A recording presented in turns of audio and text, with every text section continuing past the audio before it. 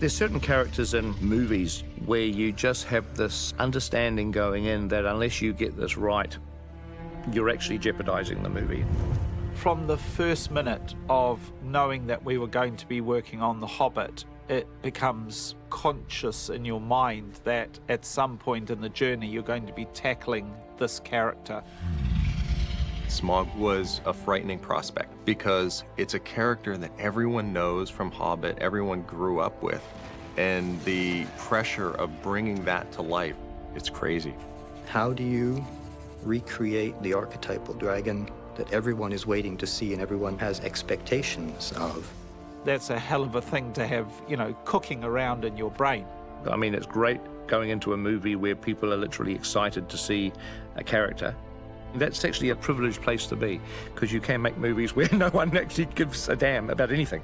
You know, so you actually find yourself making a movie where there's this huge excitement about this dragon, and then that's, you know, the good part. The bad part is we have to deliver.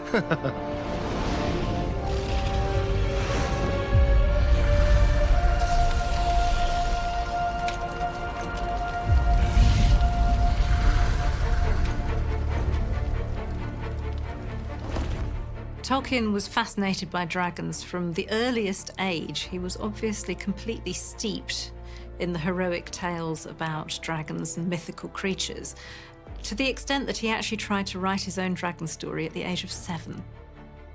Tolkien loved dragons all his life, and he starts writing about Middle-earth, though he doesn't use that name, in about 1914, 1915. And his early writings are full of dragons. He thought dragons were the greatest foe a hero could face. I can understand why he was so completely fascinated by them. They are creatures of immense power and cunning, as well as occupying both the air and the land. I think there's not one culture in the world that doesn't have some form of dragons. Dragons had been pervasive throughout ancient mythology as far back as any writings go. I think the oldest mention we have of dragons would be from Babylon, when the universe was formed by slaying a dragon, so that we're talking 5 millennia before our period. The classical legends are full of stories with dragons and great serpents. The medieval literature, full of stories about dragons, and Tolkien was very familiar with them. But at some point, people stopped taking dragons seriously. Basically, dragons went out of style with the Renaissance. At that time, we're getting into a very different world of more human foes. Shakespeare's heroes don't fight dragons, they fight each other. And dragons pretty much disappear out of mainstream literature. Dragons returned to the stage in the mid-1800s. But all of these dragons were quaint, adorable, quirky, like the reluctant dragon who didn't want to fight the knight. And Tolkien didn't like that. He wanted it to be more of the ancient dragons, an intelligent creature with its own goals and its own aims and its own nature. He wanted to show that dragons were terrifying, powerful, fierce. So for them to actually arrive in modern literature meant reaching back a millennia before that, back into the Dark Ages, basically, which is what Tolkien did. Smaug is a direct descendant of 2 notable dragons from mythology, starting with the unnamed dragon from the saga of Beowulf. Beowulf was written down between the 8th and the 11th century, but it was in existence for a great deal longer than that in oral form, so it really is the first piece of actual English literature. The Beowulf dragon is much more of a dangerous beast. There's no talking to it, there's no negotiating with it, it's just a pure force of violence. And what stirs it up is someone discovers the dragon and sitting on a pile of gold, a hoard of treasure. So we have a hoard's worm asleep on a pile of treasure until he's aroused by a thief. Sound familiar? The golden cup is taken, and that is what wakes the dragon and rouses it to fury. And comes forth in a storm of flame and fire, and destroys villages. Tolkien would certainly have been drawing on those influences from the Beowulf dragon. But his dragon, his Smaug, is much more like Fafnir from the Volsunga saga of Icelandic literature, which he loved so much. Fafnir in particular is a talking dragon, the dragon which the hero Sigurd kills, which is an event commemorated in stone inscriptions all over Western Europe. Fafnir did not start out as a dragon. Originally, he was a man, and he quarreled with his brothers over his father's inheritance and killed one and drove the other off so that he could guard the gold. And the greed for that treasure eventually twisted his spine and elongated his jaw and transformed him into a dragon. And he spent his days asleep on this hoard in a cave until he was confronted by the young hero Sigurd, who lay in wait for him. One of the things that Tolkien drew from the tale of Fafnir the dragon there was the power of language is also harnessed by dragons. Fafnir is hugely intelligent and cunning, and therefore able to use words as weapons. One of the great scenes is the conversation between Sigurd, who has stabbed the dragon from below, and Fafnir, who is dying. Talking to a dragon is dangerous, and Sigurd knows that.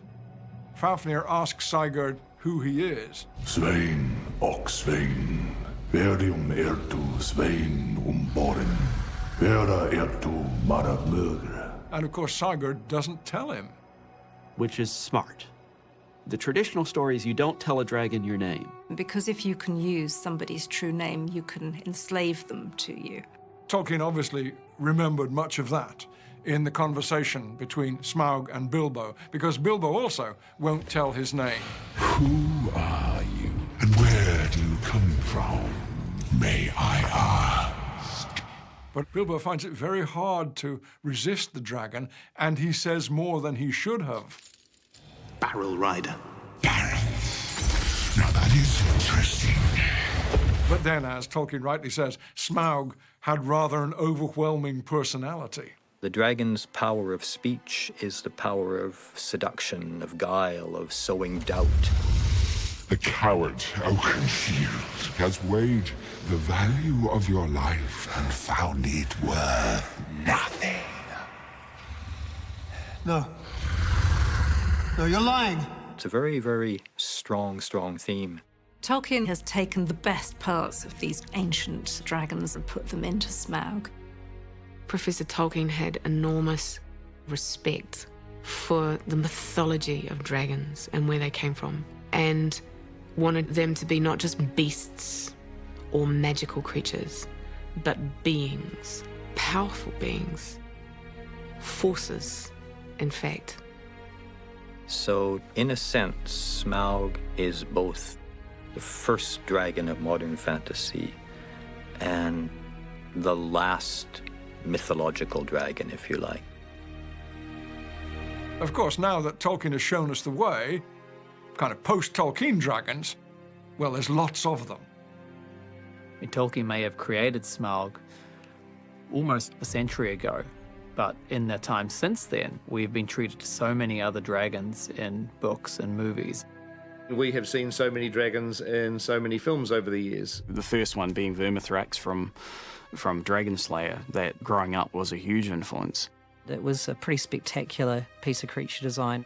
Again, Rain of Fire, amazing creatures in that. Rain of Fire dragons were definitely very successful in how they moved and you know, felt very much like a dragon should feel for a cinematic presence. And so you've also got that to contend with, not just, you know, delivering the character that Tolkien wrote, but also delivering something that is different to what everyone else has done. So there was a real challenge for us because Smaug couldn't look like all those other dragons. He is the archetype from which all modern fantasy dragons are drawn. But how do you then show the archetype without looking like you're just copying everything that's been done in the years before?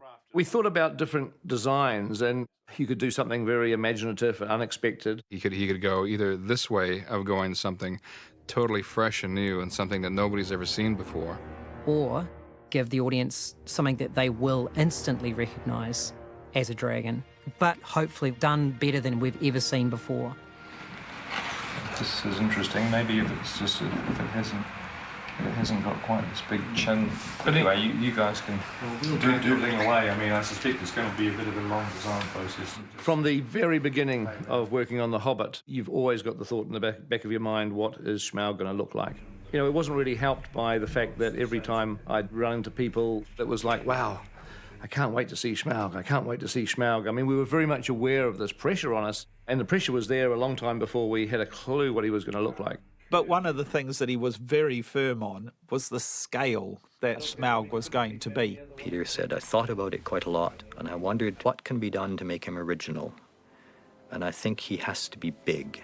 Because I just thought, well, if I was Bilbo, if I was a little hobbit going into this place, what would actually be truly terrifying? And I just thought, well, let's say he's massive.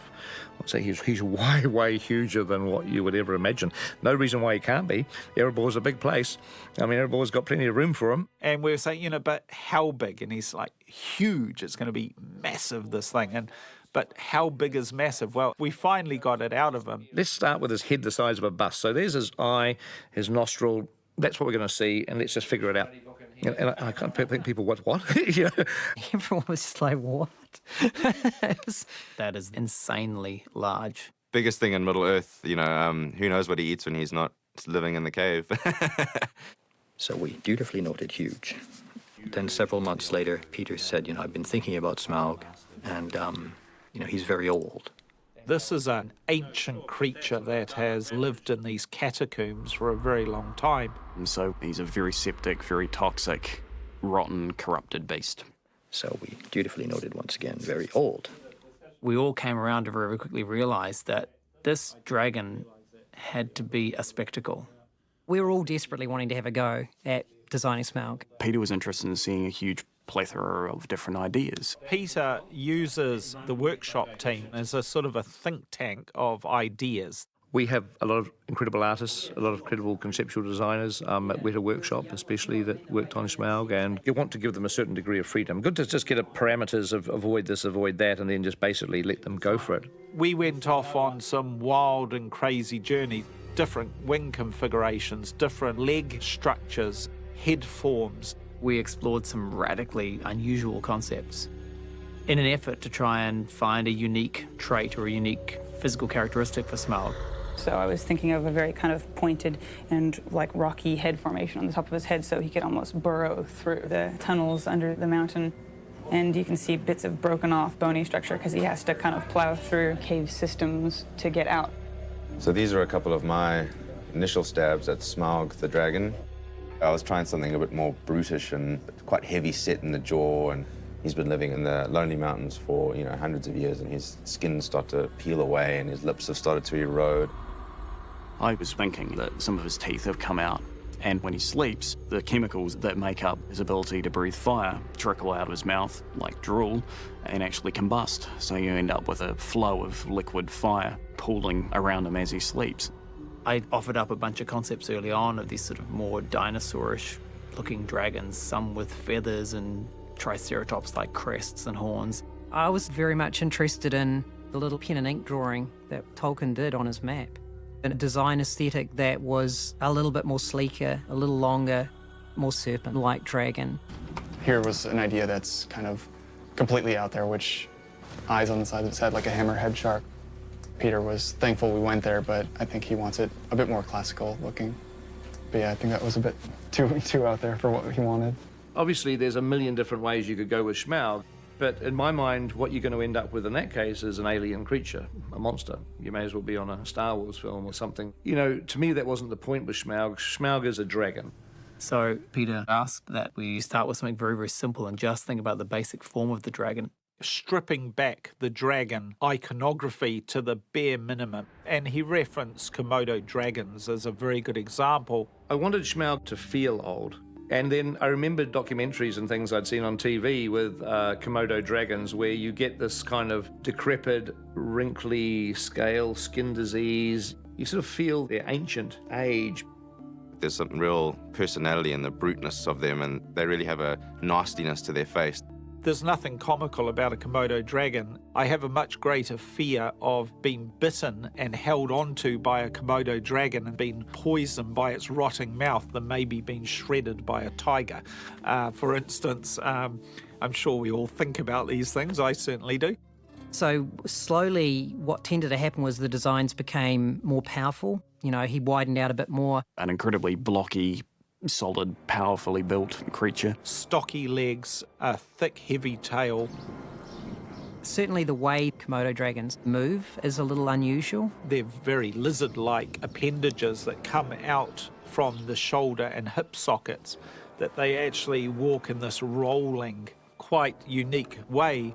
Where that changed in our design process was, I think, when Peter started to think about, well, we will see him when he first attacks the mountain, and for that, I want a more agile, youthful dragon. So we ultimately did abandon the Komodo dragon idea. Smaug's supposed to represent the archetypical dragon. So at this stage, we still don't know where his design's at. He's still a long way off. And that is, it was weighing on our mind. And honestly, it's that slight nagging thing. You wake up at 2 in the morning and you just think, what are we going to do with Smaug? What are we going to do with him? It's always a nagging fear in the back of your mind. Sometimes you get stuck on one thing and you think, that's all right, I'll just leave it at that. But you never know what you're capable of until you push you that extra step further. We've still got a long way to go, so going to keep trying new ideas and keep pushing around. There's some exceptional concept work. It could have been a number of things, but, we kept looking and kept looking and kept looking. And then finally, we started to make some progress. Jamie came up with what I thought was just a beautiful bit of creature design. He did this incredible maquette in, as Jamie does, in frighteningly short length of time. It definitely would have been in under a day. And it was just of the neck and the head in this wonderful serpentine shape. I did something that was kind of a weird mixture between a crocodile and a snake, with the sort of neck sack that you would have on some reptiles, but trying to keep it sly and cunning. There's an intelligence in that head in the way that you don't see when you look at a snake or a crocodile. It wasn't just a creature, it was a character all of a sudden. I tried to add all the subtleties that would allow it to drive facial expression, so it needed to have more character. The main thing Peter reacted to was the head and the angle of the jaw, which is something that very heavily influenced the final head shape. Then I did a couple of body studies that had interesting areas of activity across its body. I mean, maybe all these things could just they could sort of fold up as he's kind of express emotion. They kind of, they sort of straighten up in almost in a threatening way. I thought I'd be great if it could heckle up or flare, because it gives you far more capacity to invoke mood. But he's definitely got an attitude, it's great. Yeah, it's sly. So what we saw coming back in was a crest of horns and scales that projected a long way off his body. It all informed Peter in his thoughts, I guess, of, wow, this is looking cool and this is something we should run with. Andrew Baker then took up the challenge to bring that into ZBrush, and then with his own design ideas as well, push it forward to the next step. You slowly whittle it down from the big picture to smaller and smaller details. It's a bit like you're shopping and, going around the shops and picking things off the shelf to, oh, yes, I'll have one of those and one of those. Like that one's actually not too dissimilar to the one that we've ended up with. Just making it feel a little bit more like a character rather than a creature as well. Right. There's a great deal of enjoyment in the process of broadly exploring a concept. But at some point, of course, the work has to be funneled down to the single defining idea. And that is driven by deadlines, the fact that Weta Digital still needs the time to actually turn it into a living, breathing creature that's going to exist in the movie. And in some cases, the design process doesn't quite find it by the time it gets to that deadline. In August 2012, I think it was, Pete turns over the prologue sequence to us for film 1, and in that, he gave us a bunch of dragon shots. Some of those were fleeting glimpses, but then there were a couple of shots that included some high-level detail, such as the final shot in film 1 where his eye is revealed. It was one of the last pieces of work that we had turned over to us. So that gave us 9 weeks to finish the whole thing. We didn't even really have a lockdown design for him when we started pre-vising that sequence, and this is like 2 months before the film's released. They were still working on the design. Any questions on this sequence? This little tiny sequence we have 8 weeks to do? Do we have a design? That's not. Workshop is working on it. Right. It seems like they're narrowing in on something, at least something that is going to be enough for the first movie. The notes we got from Peter about that were, it was just about glimpses, knowing that it's a dragon, but just never really see him very clearly. I didn't want to give away exactly what he looked like, so we kept him pretty fleeting, shadows and silhouettes. But the eye for Smaug, which we see at the end of the first Hobbit movie, I mean, we didn't have a dragon. I mean, we did not have Smaug. I mean, that was literally us realizing that we had to get Smaug on screen, and we hadn't got a design that I was completely happy with. And, you know, we didn't need to see the dragon. I mean, it wasn't a problem in that regard, but we did need to see an eye, so... So it's quite an important shot. It's actually the closing shot of the film, so it has to simultaneously convey a lot of malice and malevolence, huge intelligence, a lot of vanity. In all that, it had to have that kind of personality. You know, you had to be able to look into his eyes and really be able to see his soul. So how you actually get all of that into a computer-generated eye is the task. And it was at that point John Howe became heavily involved in Smaug and started offering amazing ideas. See, I think that's too regular. I think we need something in that frame that will actually show that it's a dragon and not a huge big alligator. To be involved with Smaug was something I very much looked forward to. Whenever I had a spare moment from working on post-production, I'd draw another Smaug. I was continually getting in trouble for doing Smaugs, and I was supposed to be working on this and that and this and that. But such a thing like Smaug, you can't just let it be happening next door without trying to help. So John is not only fantastic as an overall conceptual designer of creatures and worlds, but he also has an incredible fascination with the detail of things. I did a drawing of Smaug's eye. Peter mentioned that he wanted his eye to feel very old, so the lids would be drooping and a very kind of crusty side to it with the wrinkles and the pouches and the scales and all of that. And we'd been thinking a lot about what shape his pupil should have. And I did this little pencil scribble in the corner of a drawing. Which almost looked more like a keyhole kind of thing with a couple of like diamonds on the tips of the pupil. It was quite interesting. We can see that we're starting to introduce some of John's artwork that he's done, which is really beautiful stuff. And, you know, John was really focusing on trying to come up with something so that when we see it, you're going to know it's a dragon. You know, you don't want to say, oh, is that a crocodile? Is that an alligator? No, it's definitely a dragon.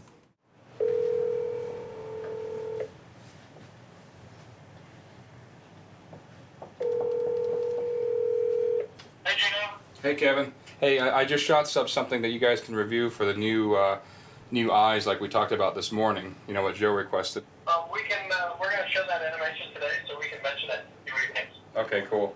Does this have John's pupil? Yeah. Well, we can show it and just see what he says. Okay. It's a talking point. We need to do that at this point, so. Exactly. All right, thanks. Hey, Jimbo. Yeah. I'm not wearing any pants. Hey. You're on they're videoing us right now too. So You're on the DVD, Eric. Congratulations. I'll talk to you later. See ya. Thanks. I'll call you back. Good luck. It's a VFX supervisor there. The dragon shot in the first film was the very last shot we finished. Cool. It's very exciting to see Smaug come to life finally after all these years. It's time for that dragon to wake up. There's always a last shot. Fantastic. That is the last shot. It is. So we can't count them until you approve the I see. So they're not director approved yet, so we can't count them yet. Right. So something like this, which you're just going to say final to. I don't think I have any choice but to say final. I think your odds are pretty good. I think your odds are actually quite good. You always have a choice. Yeah.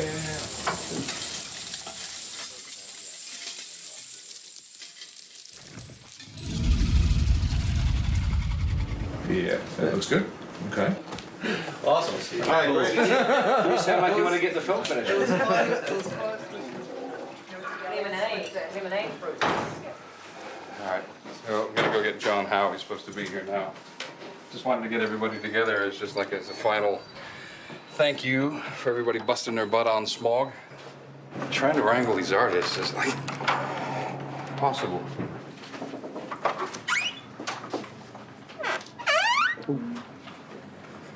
John?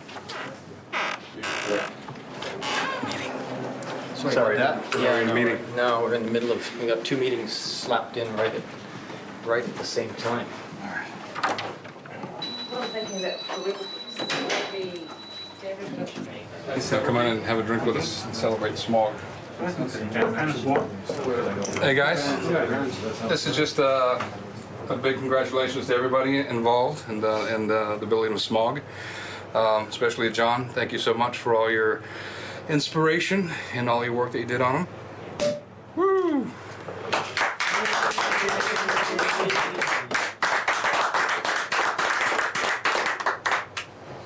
Yeah, it was literally done in a month. The trickiest part was the eyeball. You know, I think everybody knew that we just had to nail that eye. It had because it was the last shot of the film. The most difficult thing was to get John to stop drawing. You plead not guilty? Make it sound like it's all done, but no, it's just started. Yeah. It's more of a birth. Yeah, the birth. No! When we finally finished Smaug for film 1, we got him to a certain point, but we knew that there was a huge storm coming. Cheers, guys. Cheers. Cheers to Smaug.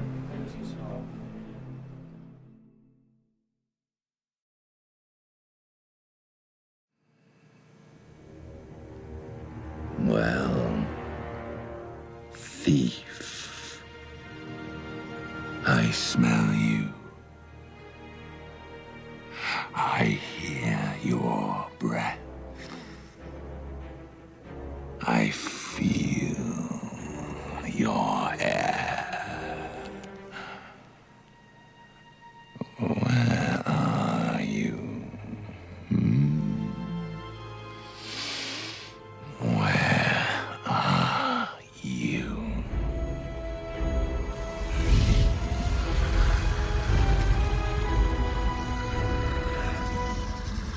The other secret weapon that we had for Smaug beyond his design was the fact that he is a talking dragon. We could use his personality to our advantage. And so we were looking for an actor that was not just going to sort of voice a dragon that we would imagine, a dragon would sound like. We wanted someone who actually would do something original, unexpected, something that was a surprise to us. We both went up for it at the same time. We both kind of went on tape at the same time during the first season of Sherlock. So we both went in very early 2010. And I knew Benedict wanted to play Smaug. Smaug was one of the characters that we cast quite early on. We were looking at some of the tapes, and a young actor called Benedict Cumberbatch actually sat down in a chair. Well, thief, I smell you. I can hear your breath. So why don't you show yourself? I guess my first point of call was going along to the Hubbards, which is the UK casting directors of great fame, partly because of The Lord of the Rings. I mean, they got Peter, all of that cast, and I put myself on tape with Dan Hubbard. And he said, look, I don't know, I think, just do one where it's just the voice. I mean, maybe just do one off camera. This is just for Smaug to start off with. But I'd imagined that it'd be motion capture. There might be a bit of that involved. He went, I don't know, I'm not sure, I don't know. And I went, well, I'd love to do a little bit. I'd love to do a little bit of action because it just helps with the voice. You seem very familiar with my name, but I do not remember smelling one of your kind before. Who are you, and where do you come from, may I ask? So I did a few head movements and sort of serpentine stuff with my neck and got the shoulders working a bit. And Dan went very quiet, and I went, too much. And he went, it was fine. It just, I wasn't expecting it. No, that was good. Just do one off camera. So I did one off camera as well. Oh, yes, Barrel Rider. You may walk unseen, but you did not walk all the way on your own. We couldn't see his head. We could only hear his voice. I don't think I knew what he looked like. I just heard this voice, and it was like, oh my God, wow, that's an incredible voice. I ate 6 ponies last night, and I shall catch and eat all the others before long. And then I didn't hear anything, I think, for about a year. And I got a call saying, they want you to play Smaug. Peter was like, why did you do that audition where we went on camera? We thought they hadn't framed you in, but did you do one off camera? And I was like, yeah, I did, because I was fucking told to by Dan Hubbard. He said, that was strange. I said, well, I presume it's because it was at the stage where you didn't know it was going to be voiceover, so, I might ruin the chance of getting a part if you saw my fucking face. It wasn't about what he looked like, it was about what he sounded like and what he was able to produce in the character simply by his voice. And he, knew Smaug. I mean, he understood Smaug as well as we did. When I first met him, I said, look, I have to acknowledge here that this is going to be a second-hand performance. And he went, what? Oh, my dad read it to me when I was 6 or 7, and I was really lucky. My dad's an extraordinary actor, so he brought this already very rich, magical, visionary world of hobbits and giants and trolls and living out all the parts. He completely brought them to life. His Bilbo was very good, sort of free and skittish, but sort of also grounded and homely. And then Smaug was this amazing sort of gravelly, growling creature. And so I basically ripped my dad off for my performance. I really do owe him a lot. He's getting a cut. Benedict came in at the start of Block 3, so the start of 2012, and what a way to kick off the year. We had a couple of days of motion capture. A little bit of that, a little bit of just... Got you. Yeah, yep. Cool.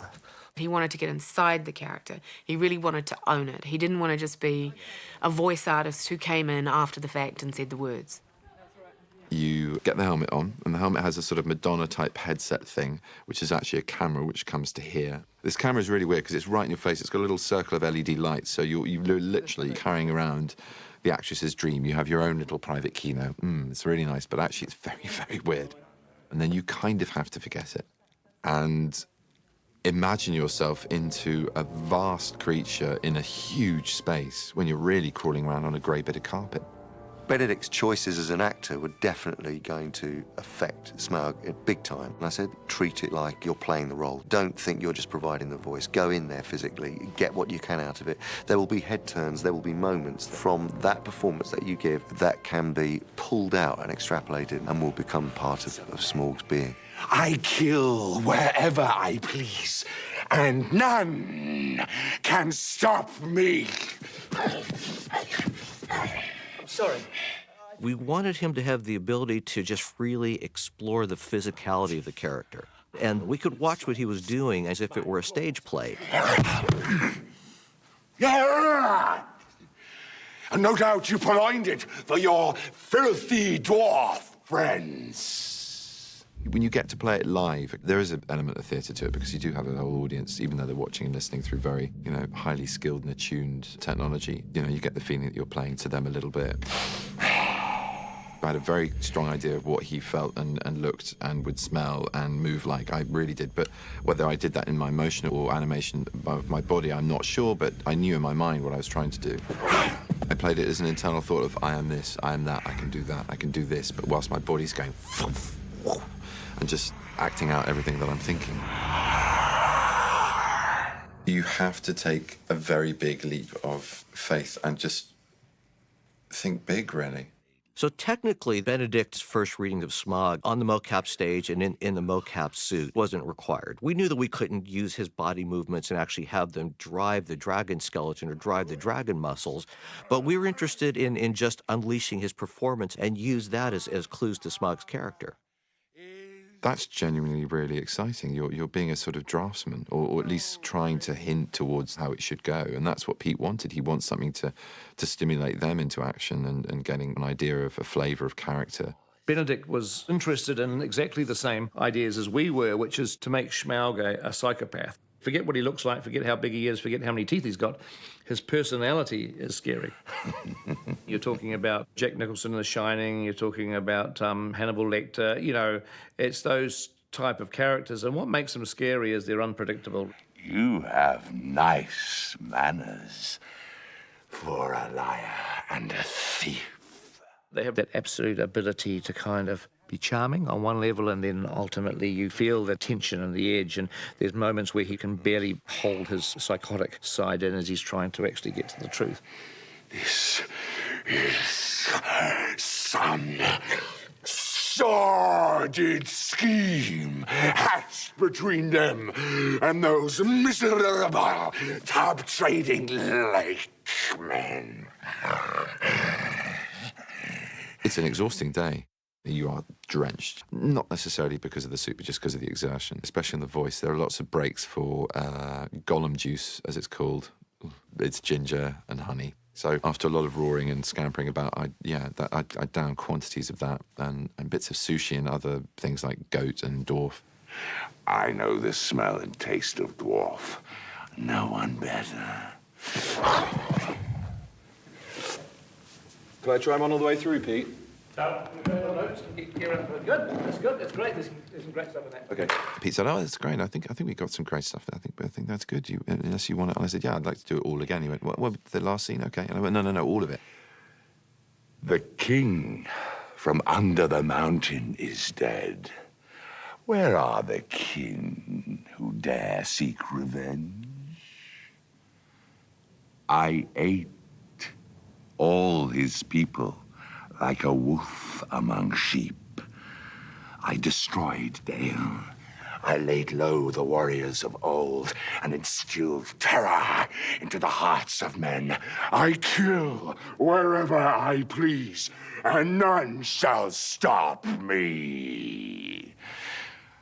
So tell me, underling, how do you choose to die?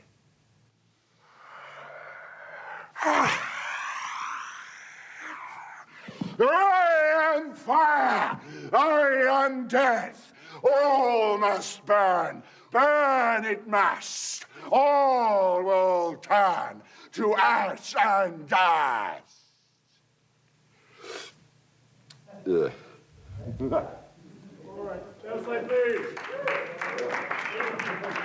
It was great to be able to just have a run and play the whole character in one fell swoop. That was an extraordinary creative process to witness.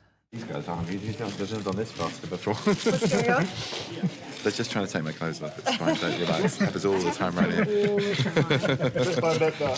Bit by bit, exactly. It's a torturous process. Before he knows it. Yeah, to inhabit it physically. And it may just be my face and it may just be my voice. I don't know what the end visualization of the dragon's going to be.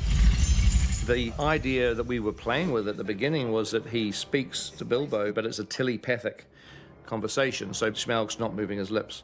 You hear me? Few in Middle-earth possess that power. When we did the previs pass where Smaug spoke psychically to Bilbo, it just didn't work. There was just something about it that just didn't work. There is something you carry that gives you that power.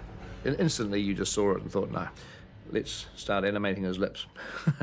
Talking animals are hard to make work, to make feel real. I was literally worried about the dragon with the moving lips, talking. Dr. Dolittle, I just kind of, without seeing it, it worried me. So in January 2013, when we got back after our break from film 1, Peter and Fran were keen to see some animation studies that showed Smaug lip-syncing and speaking.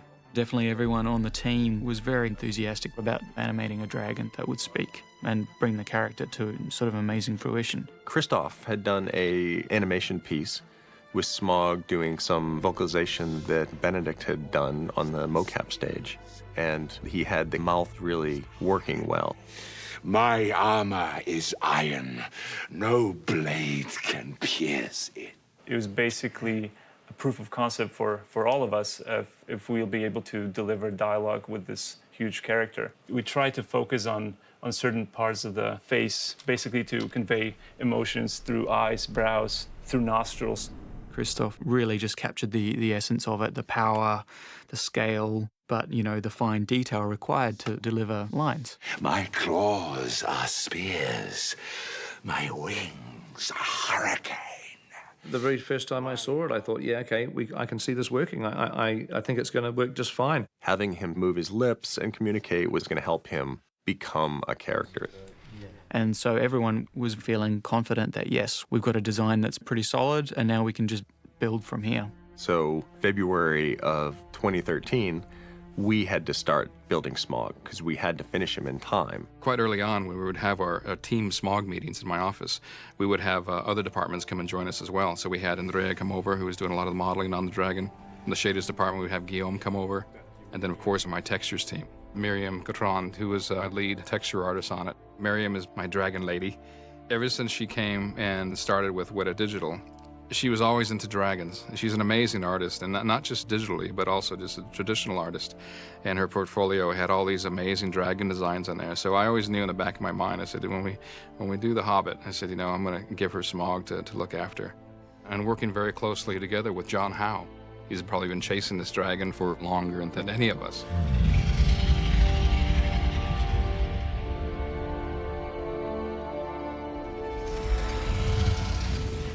The very first picture I drew of Smaug outside of high school, I suppose, would have been the cover for The Hobbit, which I did in the early 1990s.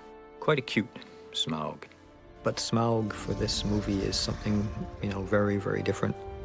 So we had Team Smaug, you know, working on this beast. And every couple of days we'd get together so that we can just kind of brainstorm, really. Front and back feet, wings. Oh, yeah, that's really, really cool. We're actually not in too bad of a place, really. You know, we got to get this in front of Pete to have him look at it just to get a buy-off on it.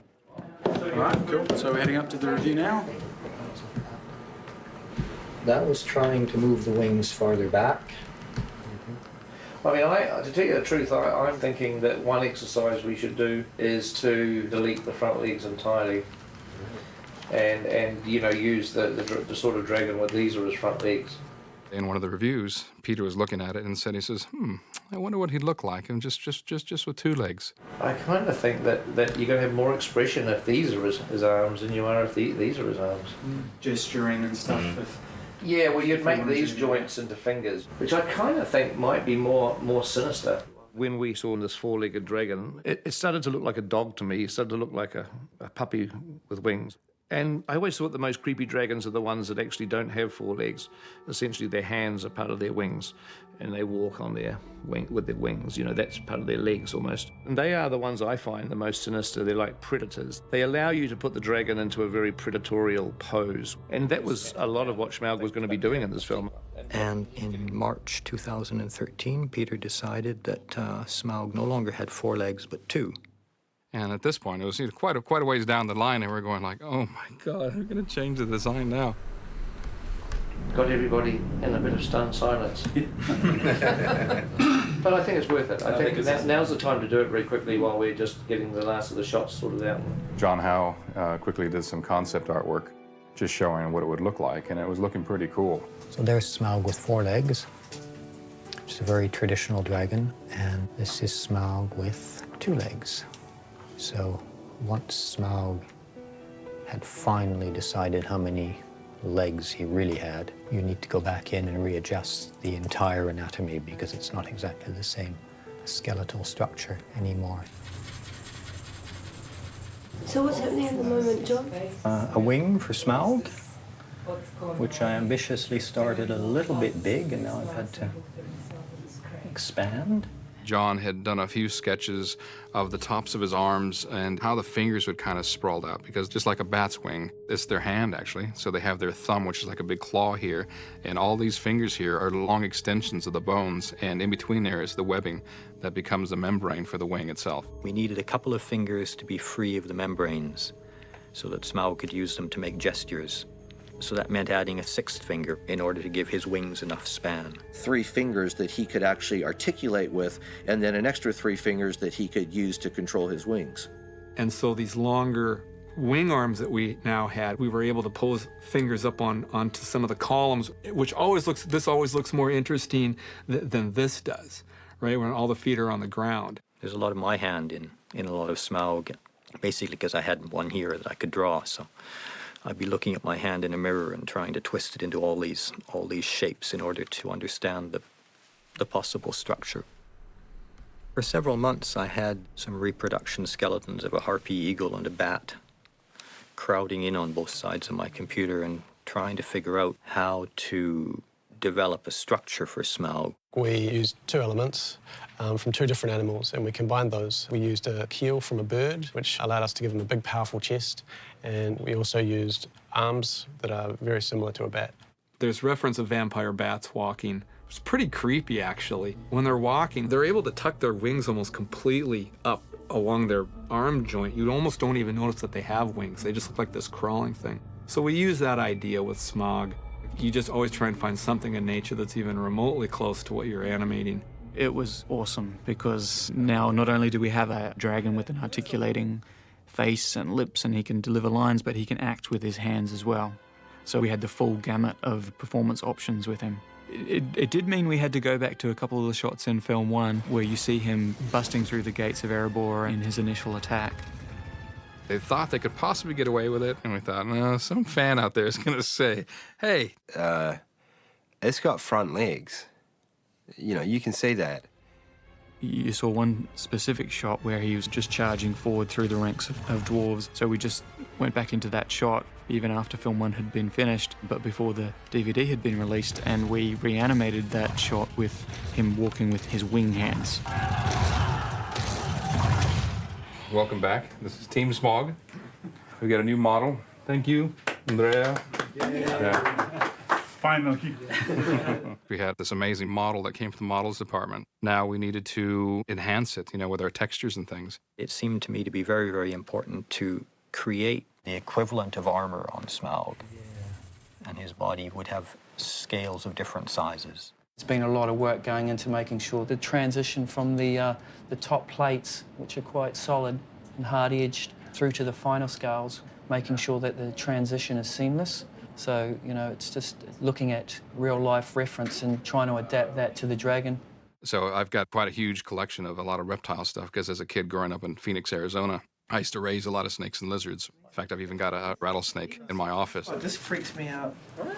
Look how cool this is. No, serious. Wow. Do that, man. You seen this one? Yeah, I know. This one's like, it even sounds like one. A team of 4 or 5 texture artists working for weeks and weeks, effectively hand-painted. It's like 1 million scales. There was really nothing that was done procedurally. You know, we wanted to kind of stay away from that because we wanted it to have this, you know, realistic kind of look. There was a great effort made in ensuring that all the scales would be unique. Every little bit of them would be realistic, and even the smallest scale should actually look like a real scale. And we had to paint a lot of them. We had, you know, some literally microscopic kind of scales for when we were going to get close, you know, to them. We could see that there's scales within the scales within the scales. And also, we need some artwork, don't we, on this missing snail too? It's what I mean. Is it there? Is it here? Whereabouts is it? It needs to look like it's a missing tooth. It's been dislodged and fallen out because it got pinged by the arrow. Yeah. So it actually needs to look like something's missing there. So one morning, I came at work and checked my emails, and I saw there was a one really simple drawing, and that drawing was done by Peter himself. So he did the scale positions and the missing scale, which was a really good guide to me to see how to build that missing scale. So it is true. The idea that the dragon is armored, but only vulnerable in one spot, once again harks back to all of these tales, like Fafnir, where invincibility is bestowed in some fashion on a being, but there's always a flaw, there's always a weak spot. No blade can pierce me! The Smaug that we worked with on film 2 had to be a much older dragon from the one that we saw in film 1. Here's a good example of just some of the dry skin that we're trying to get. We're trying to make it feel like, you know, he's constantly, just like a snake, he's constantly shedding his skin. And so we've got pieces that are just kind of flaking off.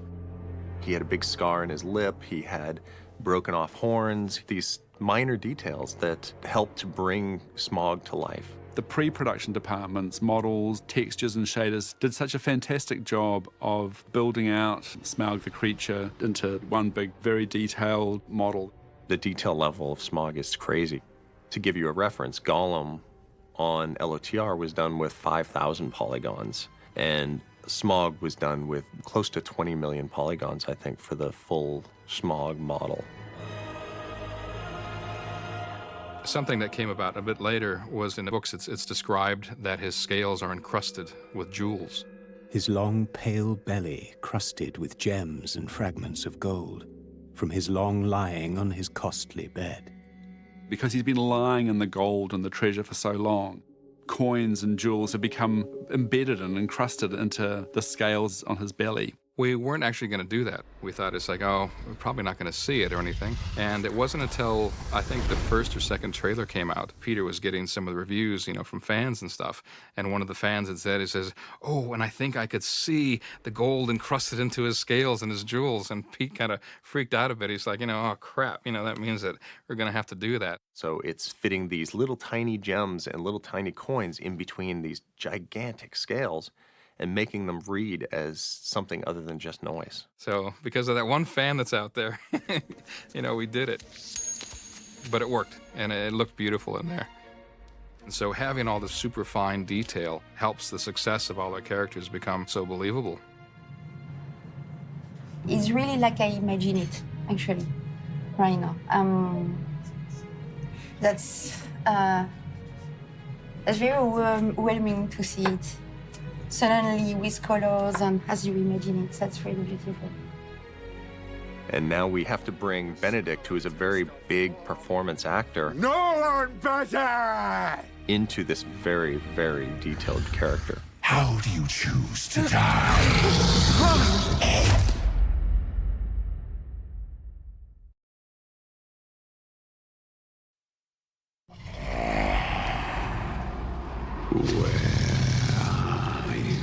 The one thing with Smaug that defines him, apart from other dragons, apart from his size, is really his personality. And that's what is truly interesting. And obviously Tolkien created that. I mean, just like the scenes with Gollum and Bilbo, we wanted to stick to the blueprint of the drama and the dialogue largely that Tolkien had written.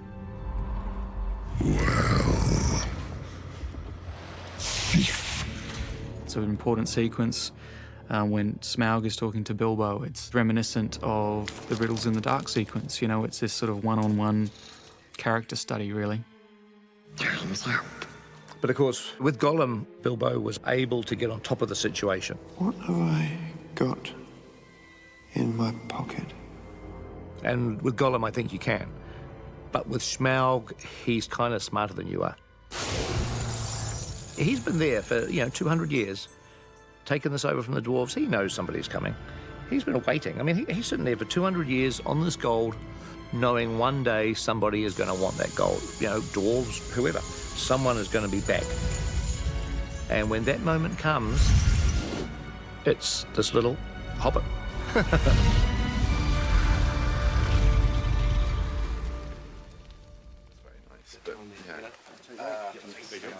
Hello, good morning, and welcome to ADR for Smaugy Smaug. This is my insistence. Please pan to the left, and you're right, and you'll see this beautiful sheepskin floor, which I insist on. I wouldn't get on a flight unless I knew I was going to be acting on this.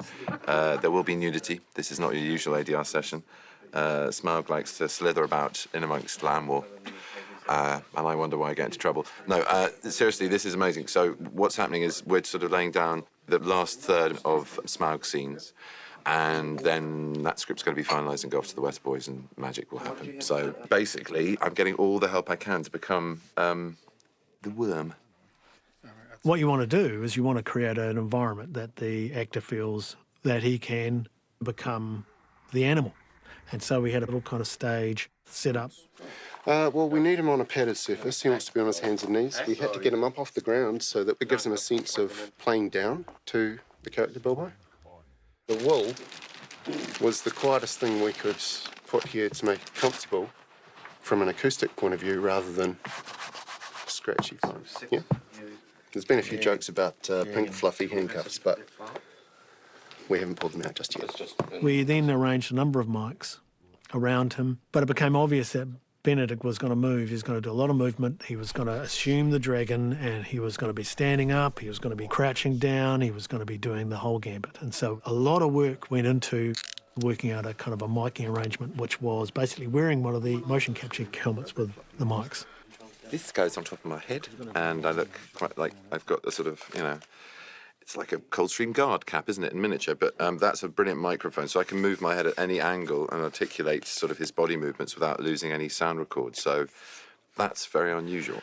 And this is layered on top of what we've already done with motion capture as a guide to how he'll look and eventually sound, because obviously there'll be some distortion to my voice because I'm not however many 100-year-old fire-breathing worm who lives under a hill, who can fly, who's very big. Getting there, but, you know, there's only so much I could do on a Sunday morning. And, yeah, we're about to start, I think, so I better put on the helmet and get going. Yeah. Hello. Of course you can. Good. Well, I think we should start by just running that thing from yesterday a couple of times. Yeah, because that kind of leads you, the psychological, psychologically that leads straight into the next scene anyway. So we may as well get into that headspace and then we can carry on to the next one. Okay. All right. Okay. Where would you like to go from? It's Oakenshield, that filthy dwarvish usurper. So that's Q301. From that spot, standing by for take 1, 301.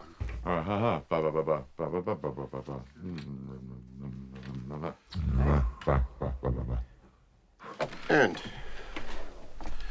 here we go. Oakenshield, that filthy dwarvish usurper. He sent you in here for the Arkenstone, didn't he? He weighed the value of your life and found it worth nothing. But it matters not. Oakenshield's quest will fail. The darkness is coming. It will spread to every corner of the land. And cut. Okay. Good. I mean, for me, I know you're worried about pace, Pete, but I mean, obviously you can condense the gap between the lines. I'm just giving it enough breath to be able to give the tone of it, but because it's just like a slow to me, it's like a slow Japanese water torch. It's like, I'm just going to tell you what the truth is. I'm going to plant this little seed and watch it grow in your mind as a fit. There's actually, this has to be shaped quite carefully. There's certainly moments where it has to be heated and movement, and there has to be a sense of movement and physicality, but then it goes back to another getting in this head bit towards the end. Well, why don't we run the next chunk and just great, now have a look at it. And have a look at it. Where does it go to? How do you choose to die? Yes. Standing by to roll. Pitch is on. I will not part with a single coin. Not one piece of it. My teeth are swords. My claws are spears. My wings are a hurricane.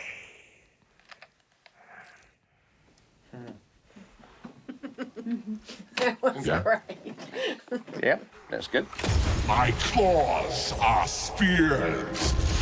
Smaug had to have a personality. That was obvious, which meant he needed to have all the subtle kinds of facial expressions that we're used to seeing in a dialogue scene. And that became really tricky because of the elongated shape to his head. And we realized that a lot of that comes down to the eyes and the mouth, as it does with any other character. The biggest challenge is bringing Benedict's performance into an alligator almost. It's a big flapping jaw with very little flexibility. With such a big mouth, you don't need to move it too much to really get words out. And so what we really did is kind of pushed his whole performance to the front of his face. So it feels like the front of his mouth is sort of mimicking a human face. He has weighed the value of your life and found it worth nothing.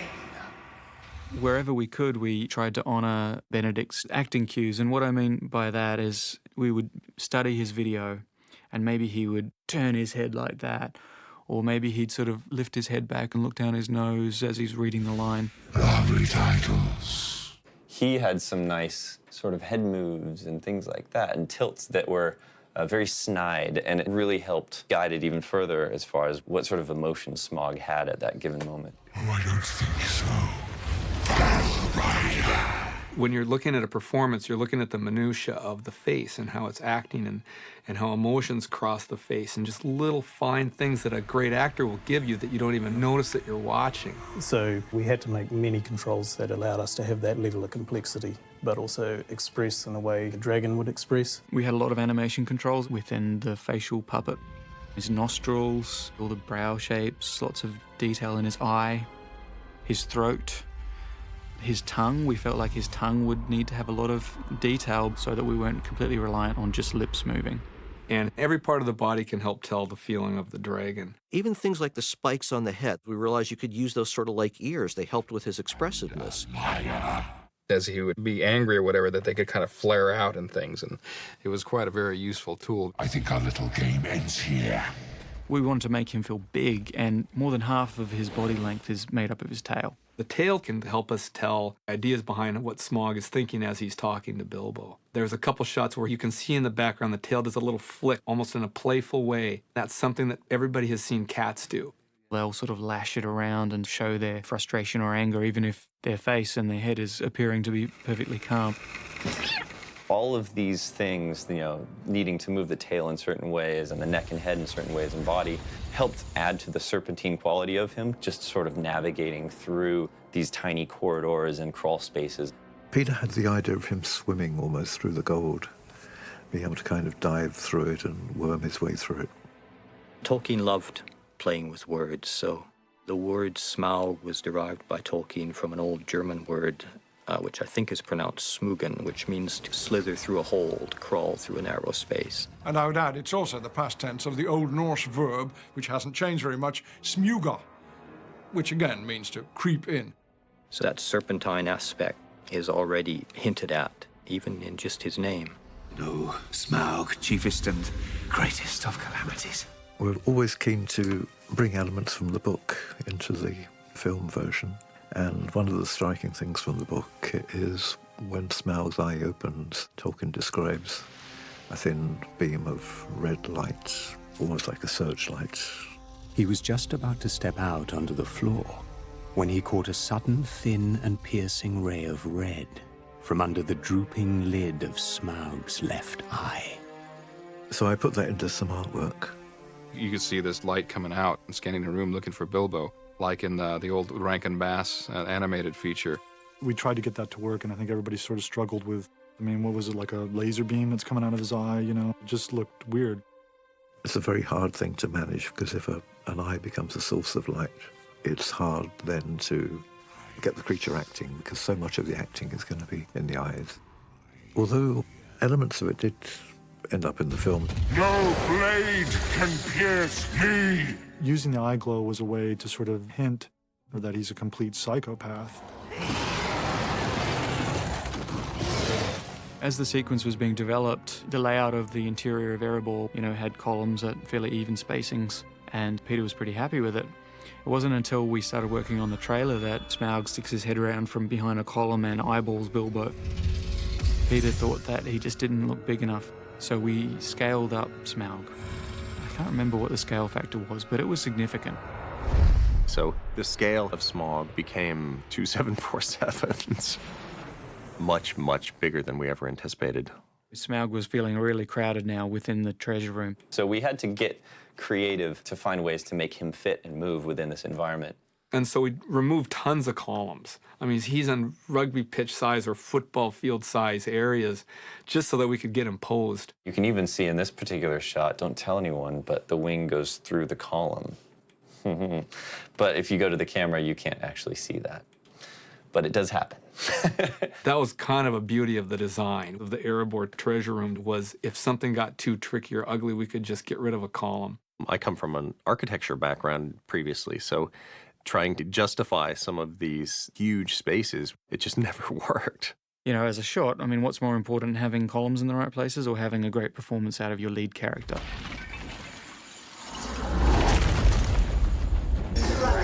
But I think the thing with Smaug is that he has got this furnace going inside him. You know, he is now a sort of like a moving, walking fire machine.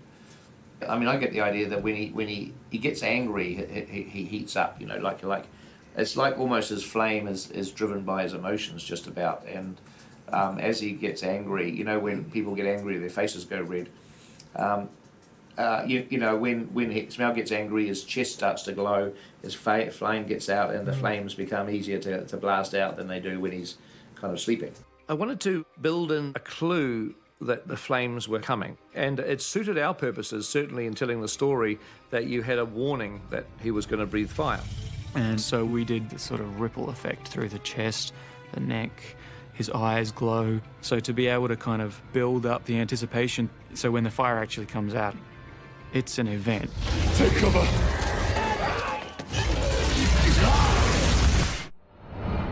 I was thinking about exactly how he was going to breathe fire and what the flames were going to look like. And, you know, what does a dragon who's as big as Smaug, what does his flame actually look like? There is no reference to it. But then I just happened to see a documentary on TV about the Levens projector, it's called. Now, it's something that probably very few people in the world have ever heard of, but it was a so-called secret weapon in the First World War. And there was only a few of them made. Basically, the British would make a tunnel linking big tanks of fuel underground. And then halfway towards the German trenches, they would make a hole and they'd stick this pipe up, a bit like a submarine periscope. And it was this flamethrower from hell.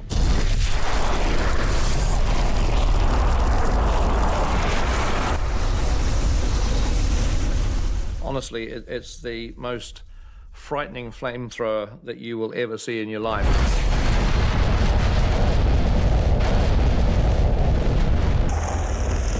Horrible, horrible weapon.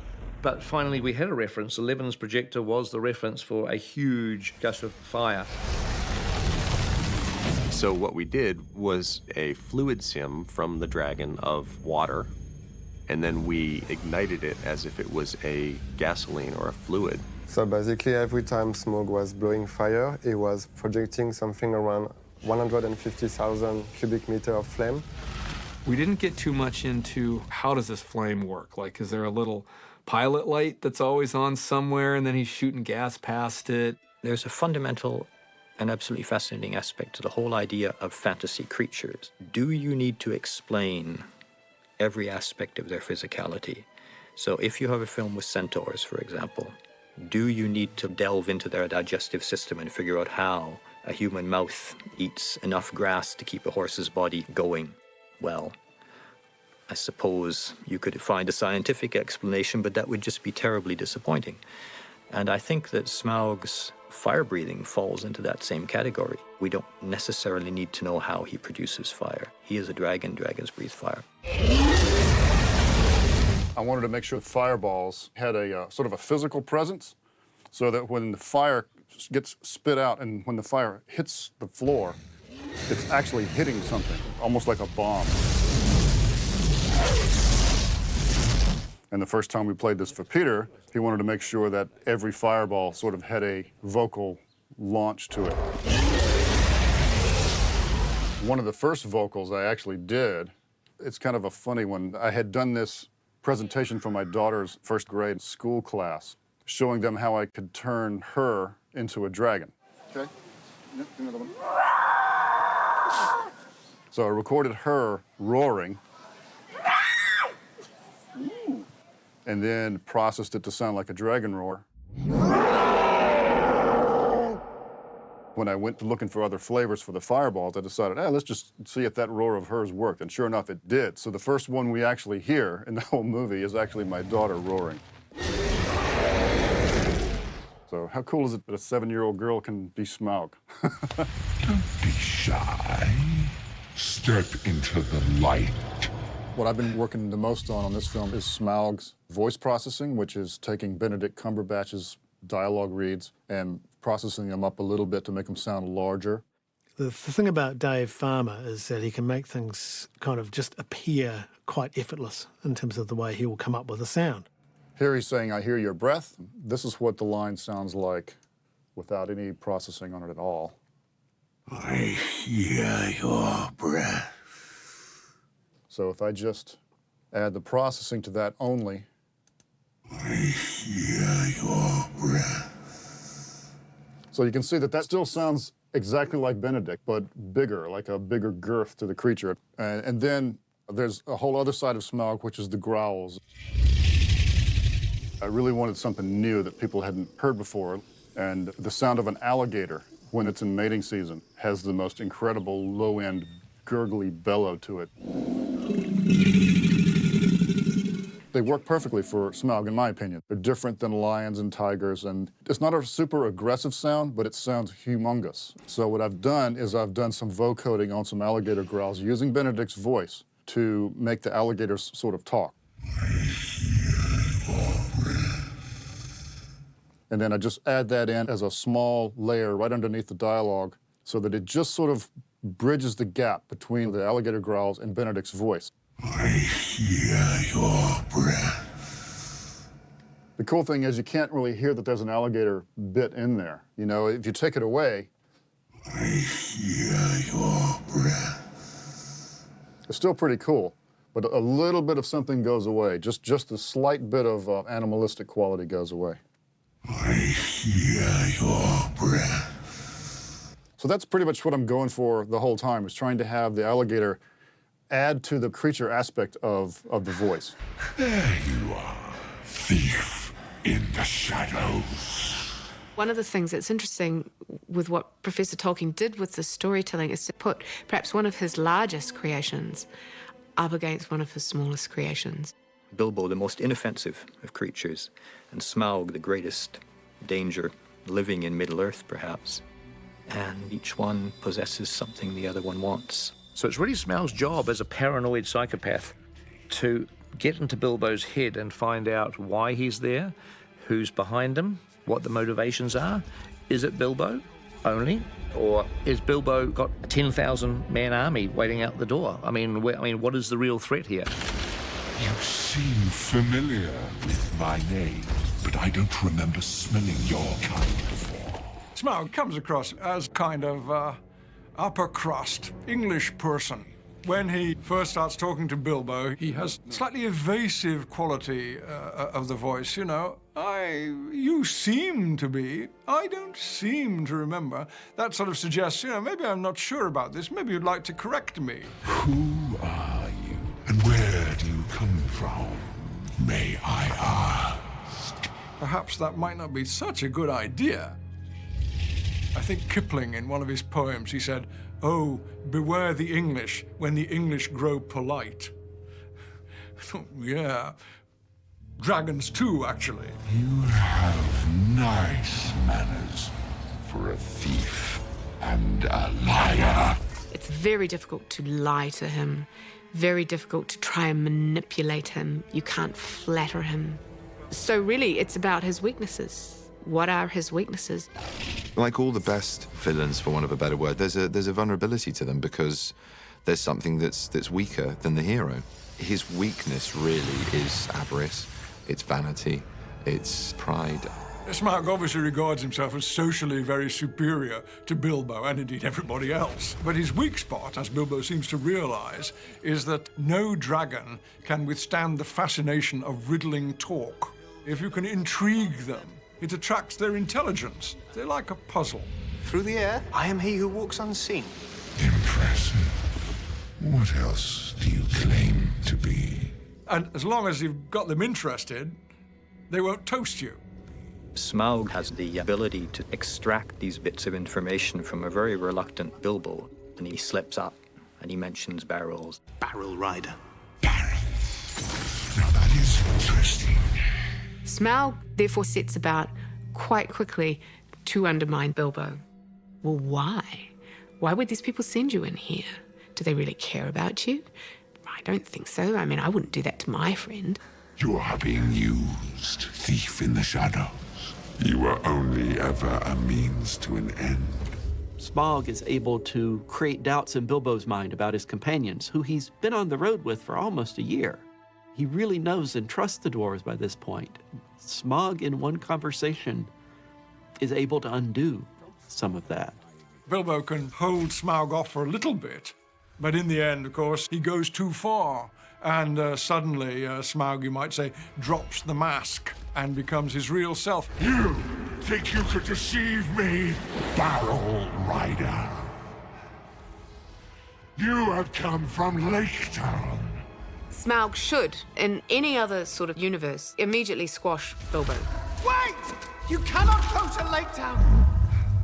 And yet Smaug realizes that he can inflict a lot of pain upon this little person by destroying Lake Town, whereby Bilbo will probably carry that with him for the rest of his life.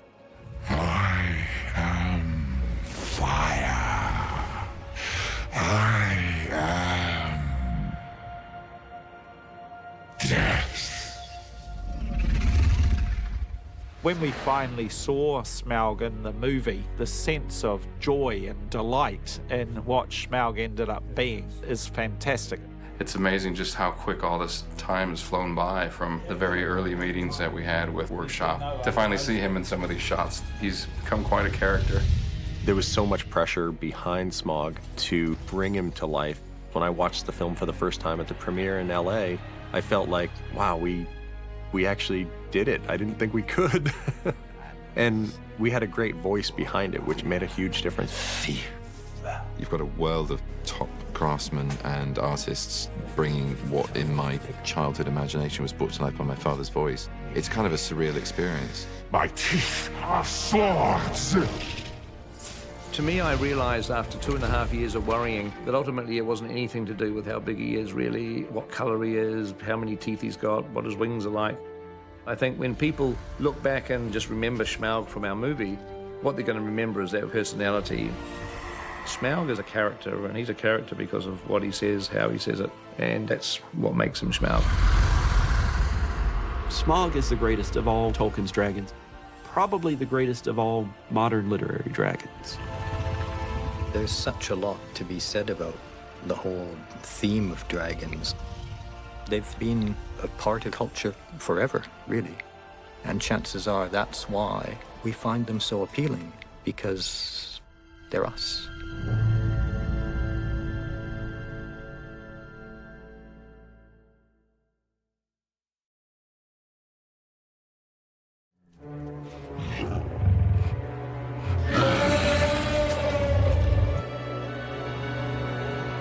Beorn is a really interesting character in The Hobbit because there's nothing quite like him in Tolkien's earlier writings.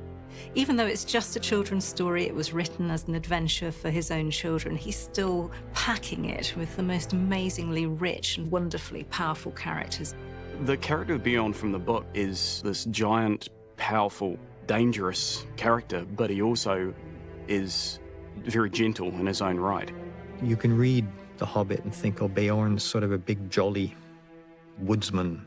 But behind that, there's the much fiercer Beorn, whose story isn't really ever told. But there's a hint of Beorn's true nature in the book. A goblin's head was stuck outside the gate, and a warg skin was nailed to a tree just beyond. Beorn was a fierce enemy. I think that's Tolkien's hint as to what he could have done with Beorn had he not been writing a children's book. I said once that Beorn was the least invented character in Middle-earth. Tolkien more or less created Beorn out of old legends, out of old folk tales, out of lost tales that he reconstructed. First thing, Tolkien was fascinated by the Old English poem Beowulf. Beowulf is the story of one of the great heroes of the North, and he goes on a journey to defeat the monster Grendel. What does Beowulf mean? Well, in Old English, it means the wolf of the bees. And if you've read Winnie the Pooh, you know that the wolf of the bees is the bear. And Beowulf, although in the epic he's a perfectly human hero, he's very like a bear. He's terribly strong. And he says, when I killed the Frankish standard-bearer, my warlike grasp broke his house of bones and crushed out the pulses of his heart. Sounds like a bear hug to me. In addition to Beowulf being a likely source for the character Beorn, there's also the Old Norse saga of Bothvar Bjarki, who was the king's champion, and in the great battle in which the king finally dies, Bothvar Bjarki manages to summon up a giant bear. The bear was Bothvar's sending, a kind of astral projection of himself, which is knocking people down and biting them and crushing them to death.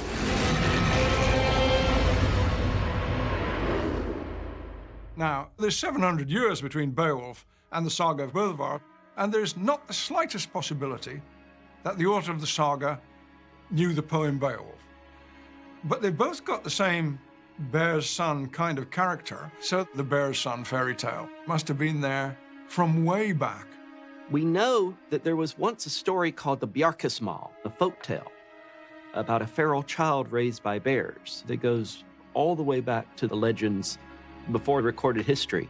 It takes the whole notion of the universe back to such an archaic period.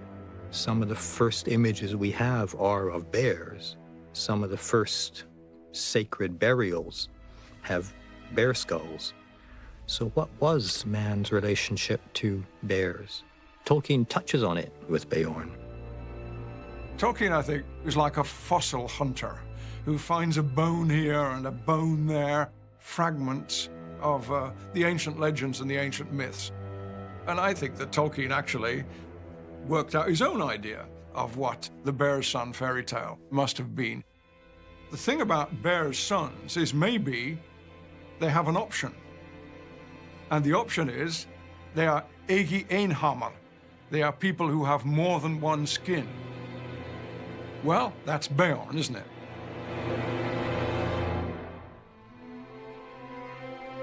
Professor Tolkien, he's drawn on a lot of different sources in order to create Beorn, but he is, in and of himself, quite unique to the mythology of the Hobbit. Beorn lives on the edge of Mirkwood on his own, surrounded by animals. He's kind of a farmer, very much a kind of guardian of the woods and the pastures. He really is something of a hermit. To some degree, he is not on anybody's side. I mean, he literally is suspicious of anybody. You don't know if he is your friend or enemy. He is not what he seems. He's quite a dangerous guy, actually. Even in his human form, there is something wild about him. Standing near was a huge man with a thick black beard and hair, and great bare arms and legs with knotted muscles. Most depictions of Beorn up until now have been really sort of a big, tall, mountain man kind of frontier figure. We definitely went back to the original descriptions of how he was portrayed and described by Tolkien. That was our sort of starting point. We wanted to see how far we could push this wild, frightening quality as a man where you're really not quite sure what way he's going to go. I actually really liked this idea of the kind of big sideburns, the wild sort of sideburns. It did give him a little bit more of a bestial kind of feeling. Ultimately, one Nick Keller illustration really captured a beast-like nature into his demeanour. I was trying to explore a wild quality to him, something a little bit animalistic about it, but still kind of a noble carry. And his costuming in that illustration was simplistic, but not unsophisticated. But it wasn't until Michael actually was cast and we started thinking about him as Beorn that we really started to get a lock on what he could be. Hi, my name is Michael Persbrandt, and this is a screen test as Bjorn in The Hobbit. We did a screen test in my house in Sweden, Scandinavia. My people were the first to live in the mountains before the orcs came down from the north. They killed most of my kind. And I did that, and we waited a couple of weeks, and then they called and they wanted me to fly down to London to do an additional screen test with Peter. What did you do with them? Tell me, or I will tear you apart with my bare hands. When Mikhail auditioned, he had a sort of a sense of an animal kind of strength, and he really felt like he wasn't quite of our world. Beorn has this air of danger, like it could explode at any time. And Mikhail helped with that perfectly in his portrayal of Beorn because he was a bit scary. I went in to meet some wolves in a wild park before I came here, and I sat down, and the leader wolf came to me and was talking to me in a way. Doing this with his teeth around me. And I was not afraid of him because I have this belief in myself that I can break his neck, of course. 1 week later, he ate up his keepers. One of them, yes. She went in, she was probably stumbling over something. And when you fall, they have to react on it as something is clicking in their head. They went for her. Dead. Super dead. Same thing with Beorn. Don't stumble around him. So you specifically went to see those wolves as part of your research? No, I was just there with my kids. He's really intimidating, but not when you get to know him. He's great. He's such a charmer. He's brilliant. Mikhail, what an extraordinary actor. Dory and Ori, at your service. I don't want your service. And a Swedish Hulk. You know, he's the sex symbol of Sweden. Yeah.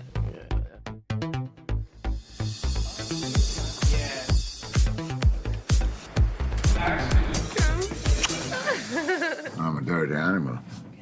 When you think about the practicalities of an animal turning into a human being or vice versa, you'd expect to see some kind of traces or some kind of evidence of it on either side. The question with Beorn really was how much of the bear is in the man. And so we looked at different ways that we could treat his beard and his hair and having some bearish qualities in his face even when he was in human form. Peter wanted the man not to be just an ordinary man and to add in this kind of animal elements. I imagined his hair running all the way down his back. It's a way to sort of emphasize that he's not fully human. When we came to designing the hair for the Beorn, Peter came over to the makeup room. He said, I don't want it to look like Grizzly Adams or anything like that. He wanted a cross between a human and something that could become a bear. And then he said, I've got so much hair in the movie, is there something else we can do? So we came up with the idea of actually using horse hair, because it's coarser. It's to give it an animalistic feeling, but actually still a man rather than an animal. When we made the wig and the facial hair, which was like two huge, almost 19th century beard things, but they were shaped in such a way to look otherworldly.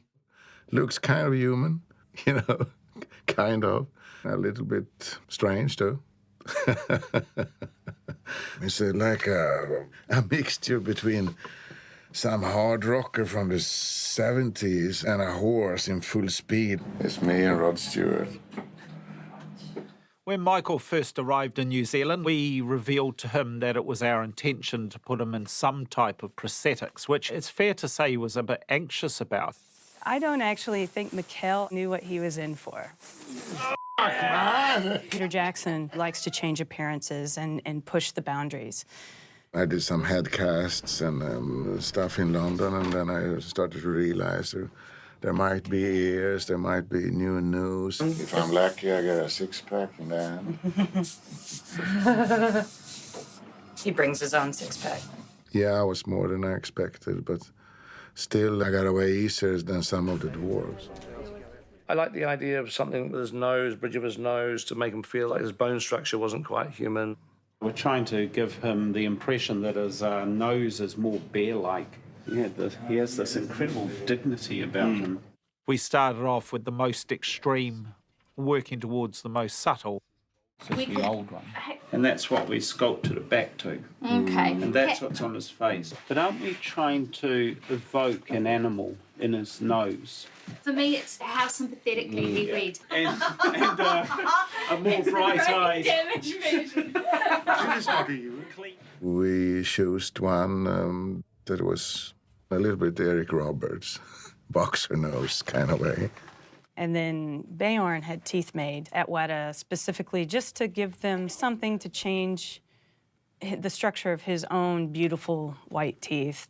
We gave him two fangs, slightly animal fangs, but they're just enough to sort of, when you get a glimpse of them, you know that they're scary. It makes it a little bit sharper in the corners, up and down, like a bear.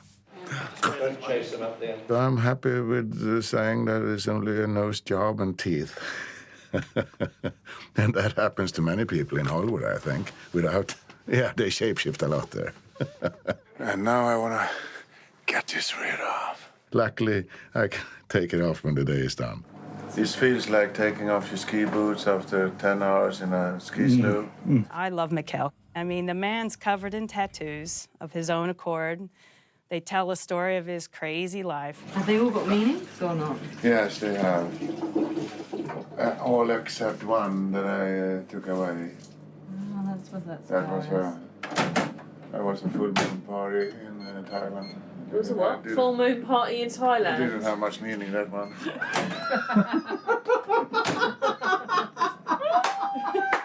Yeah, why not? Yeah, go on. And I said, and here you ran, the whole world. No, I can't. The whole world.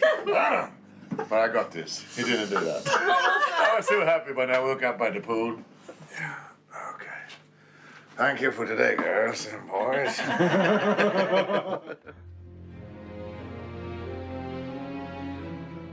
In terms of a design brief for Beorn's costume, we were very much looking at a character who is self-sufficient, very masculine, very rugged. So long as it doesn't feel like it's falling off his shoulders, it doesn't... Yeah, you're right. You don't want it to look like it's about to fall off. I think we should put an extra hole up there. Yeah. Oh, it's already there. Oh, is it? Oh, well, there you go. You see, you were thinking ahead. Holy God, look at that.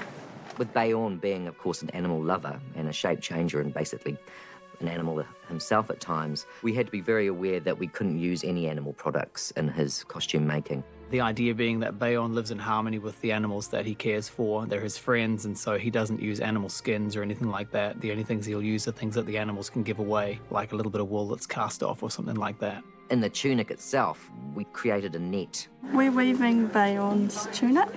How many of those little knots have you tied today? Thousands and thousands. That he then wove through the wool that had come off his sheep and the various goats that may have been caught in the brambles, and he just roughly rolls it together and threads it through. So we wanted it to be something that he had created in his own sensibilities. But he also needed to have a sense of a civilization that he belonged to, a culture that he had. My people were the first to live in the mountains, before the orcs came down from the north. The idea that Beorn comes from the north, I think one of the things about the acoustic choice of using Michael's Swedish accent, he's definitely from somewhere that is very different from everyone else that we're hearing on screen. You will leave my opponents before you enter the forest. I will collect them. You have my word. Mikhail's Scandinavian, and I think having that accent sort of added something to him as well. Apesome. Apesome. Apesome. Awesome. Awesome. Apesome, awesome. Obviously, my English is not tip-top. Oh, that's the mice. Mice. One mice, two mouses. No? One. I had to go back to school. And so using Michael's accent, you do have a feeling that there is a whole other history to him. This character, Beorn, is one of a kind. It's not like you and me. He's something else. You're half animal still. You might have physically changed, but your psychology, your whole emotional state is still very much a bear. The whole idea of being able to change into a bear is a specifically Norse concept. It relates to the berserkers. The berserkers are a really interesting part of Viking history. The name comes from berserk, bear shirt, because they fought like animals. They fought like bears. They can enter this extraordinary state of rage brought on by extreme necessity in battle. The human berserker is a male soldier that is fighting and reaches that level of bloodlust and insane, crazed mentality. And Tolkien definitely visualized in Bjorn the absolute extreme of that, where he just goes into this animalistic, crazed, killing frenzy.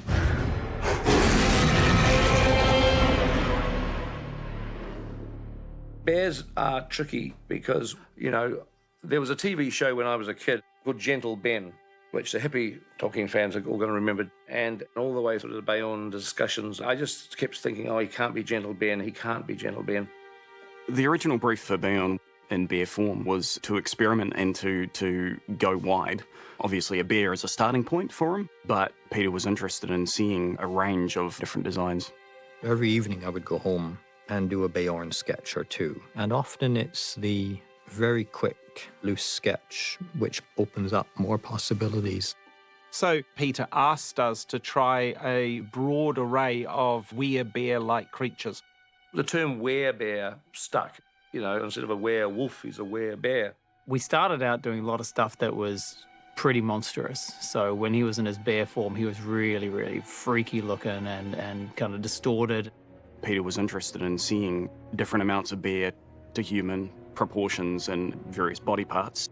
His spine may distort, even his face and his jaw may be offset so that you end up with this quite hideous creature that is not of our world. The only thing I'd say about that is that I think the arm difference is too pronounced. It feels a bit like a genetic experiment gone wrong. It just doesn't quite have the naturalness that I think it needs.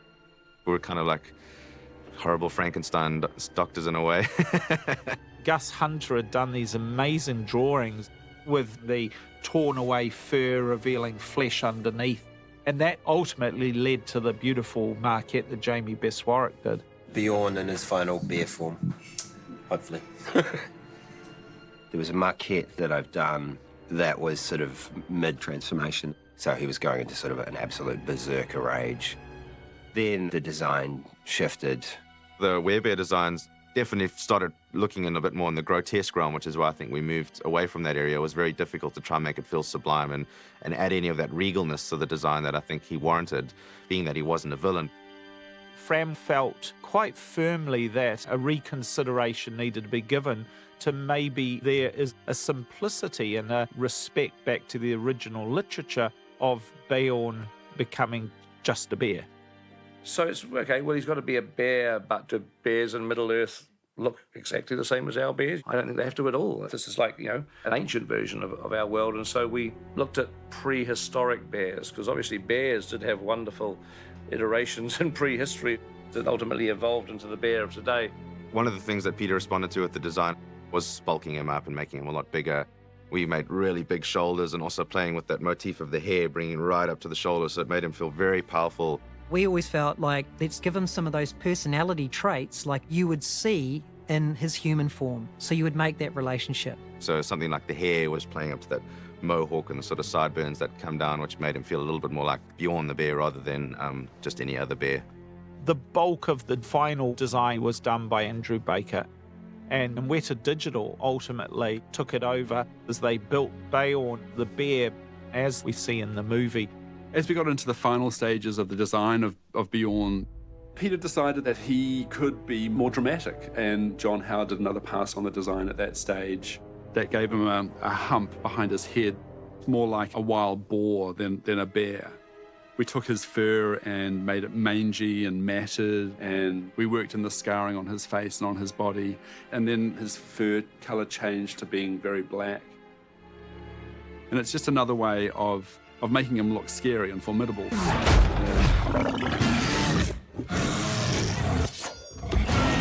But at the same time, it adds this history to his character, this backstory, where it feels like he's been in battles. Yeah, we certainly deliberately try to make him a little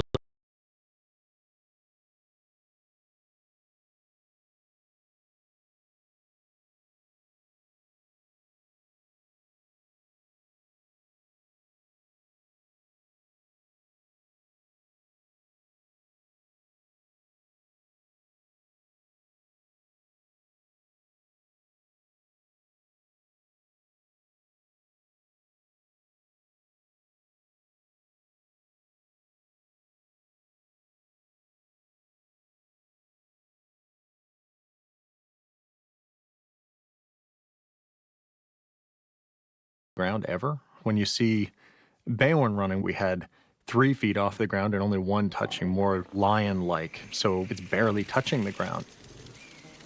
We really wanted him exploding out of the trees.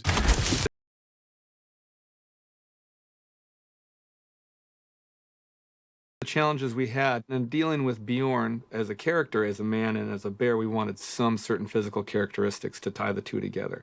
Mikhail has these piercing blue eyes, and we originally gave Bjorn the bear the same piercing blue eyes.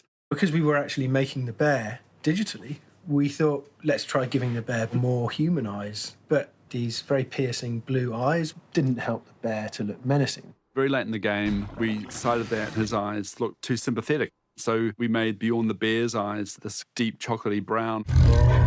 But then we also went through and replaced Bjorn the man's eyes to give his eyes a slightly more animal feel. So this is Bjorn as he was. So this is what we had when we started. Those are the actor's eyes. Here's where we're going to change the colour of those irises and then making the pupils bigger. What we had before was that, and there's the change. And you can see most of the sclera hasn't really changed, it's just the iris and the pupil. We also made some changes to his hair. We made it a little bit less high. And once we started seeing it in lots of shots, it started to draw too much attention to itself. So Fran and Pete really wanted to do was to squash it down some. So we actually ended up flattening his mohawk and just bringing it in a little. And we added a bit of greyness and some, some sort of streaks and darker bits and lighter bits. But the big job is the eyes. The stroke of genius of transferring the bear's eyes to Bjorn just shifted him into a completely different zone. That was a very, very remarkable and very, very successful decision. Bjorn is a special character because we never really meet his like again. In The Lord of the Rings, there's a reference to a character called Grimbjorn, who's described as being Bjorn's son. And he's a Bjorning, who are the people that live in this realm. What isn't exactly explicit is whether or not they have the ability to skin change the way Bjorn does, and it's left for the imagination. Therefore, we're free to interpret, but maybe that's on purpose because, that's what myth and imagination are all about. Tolkien really, I think, intentionally left Bjorn quite undefined. We don't know what happens to him after the event of The Hobbit. Does he wander off into the mountains and disappear? Does he turn into a bear one day and then never change back? There's something very dark and sad about him, I think. But you can't forget that character. It's actually very moving because you realize when Bjorn is no more, then Middle-earth will be very, very different.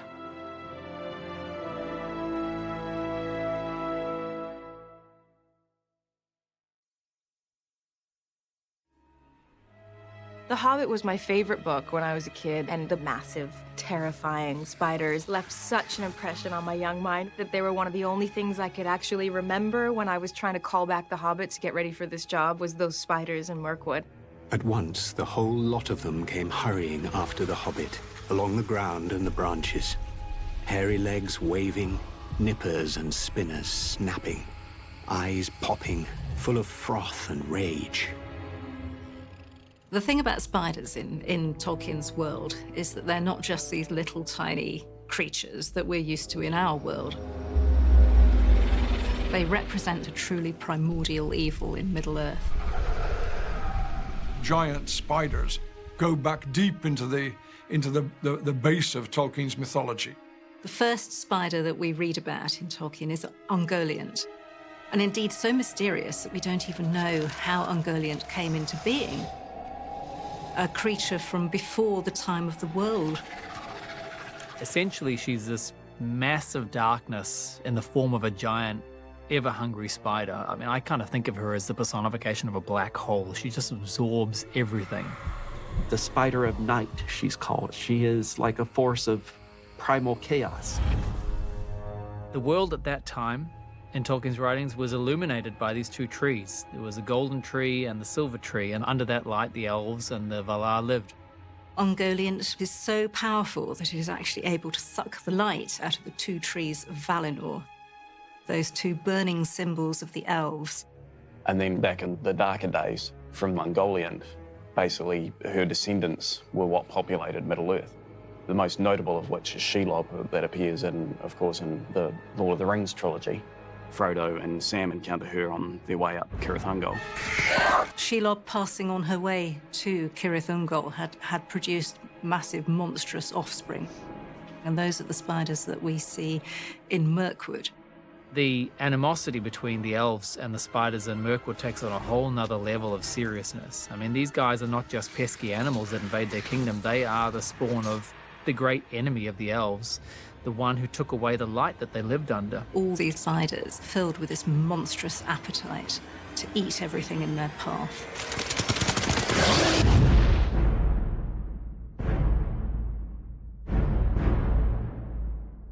Professor Tolkien, as a very young child, came upon a tarantula that bit him. He said later in life that he was no longer frightened of spiders, but that fear of spiders permeates the stories.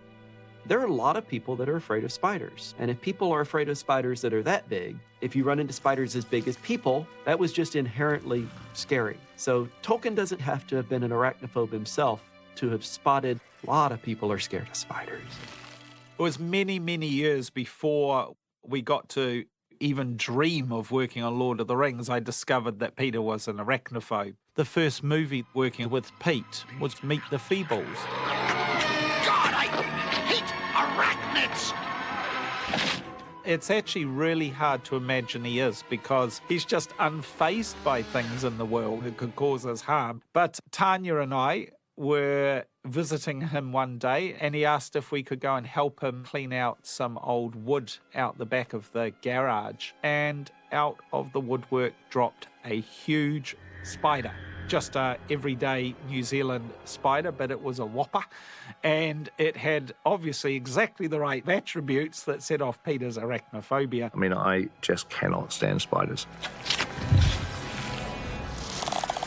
Initially, the brief for the spiders Mirkwood was to give Peter something akin to Shelob, obviously not a direct copy of, but something within that ballpark, and that was where we started. But when designing a spider that's going to live in the trees, as opposed to what we see in Lord of the Rings, Shelob, which is a cave-dwelling spider.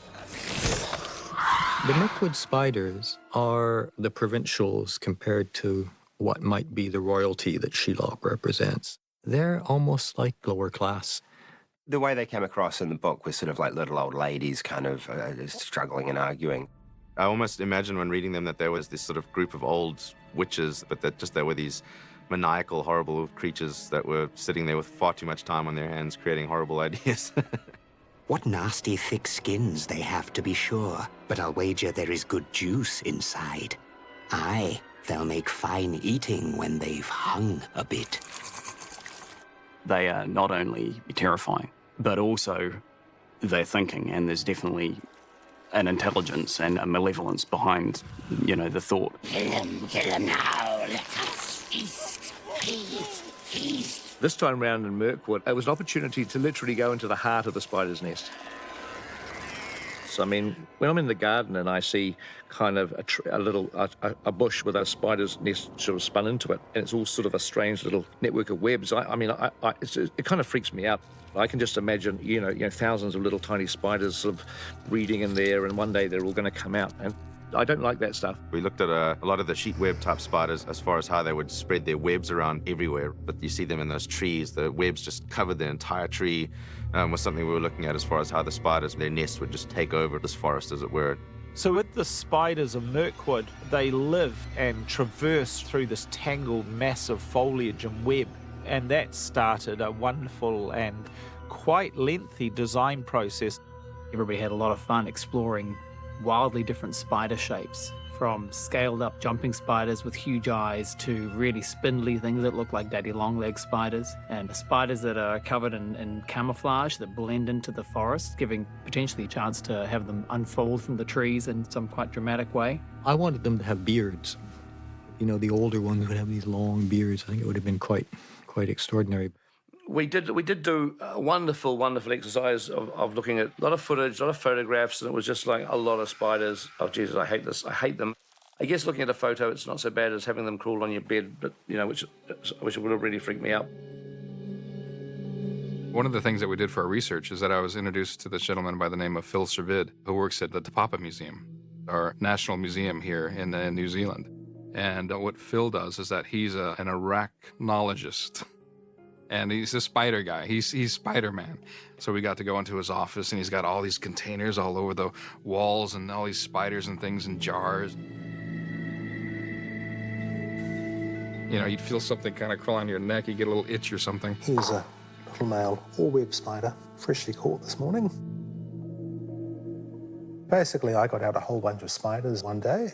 We looked at them under the microscope to give them some idea of the close-up detail on spiders. You won't see that stuff with the naked eye, but you start seeing that when you look at it under a microscope. So all that stuff it was brilliant to have. It was just, a great reference to have and to look at. The main reference we got was a wolf spider, somewhat more nimble and more agile, moving through the trees. Wolf spiders are active hunters, so they run around. They don't create a web and then sit and wait for something to come into it. So they're very, very aggressive, athletic-looking spiders. They've got quite long legs for their body size. And then for the jaws of the spider, we were looking a lot for camel spiders because they really have a second set of jaws at the bottom that come out and grab the prey like that. They have a terrifying front set of mouths. If anyone ever Googles them, I'd probably suggest not, but... So the final spider was inspired by a number of different spiders, and the final design went through to Weta Digital for them to do their work on it. Once we get a creature from workshop, we tend to start spinning it around in the 3D world, show it to Peter again, and a lot of times he'll say, this is the right idea, but once I see it in 3D, let's change the design some. So the basic design of the spider that Peter finally picked, we called that our base model. And then from that, we played around with a lot of different textures and looks to the skin to make the skin feel like it's dried and kind of molting and things. And the different spiders, they had different types of hair. They had some kind of fine kind of hair, and then they had some almost like rogue kind of hairs, big, thick kind of spikes coming out of the legs. And the important thing was we didn't want these spiders to look the same. So we went through all these patterns which we could put on the abdomen and on the actual torso of the body. We saw photos of ones where the legs had this kind of orangey connecting bits between all the joints in the legs, which I kind of like that. This particular little guy here, he really liked the overall kind of body shape and just the translucency. You can really see through their legs, and we wanted to try to keep that on the large spiders. Suddenly, everybody's like, well, if we're going to do that, then we need to see, there's got to be something inside the spider. Now we had to go build an internal structure of organs and veins and everything so that when the light shined through the legs or the body, you'd see these bits. And in here, you can see these shapes in here are actually the shapes of the inner geo pieces that we have in there.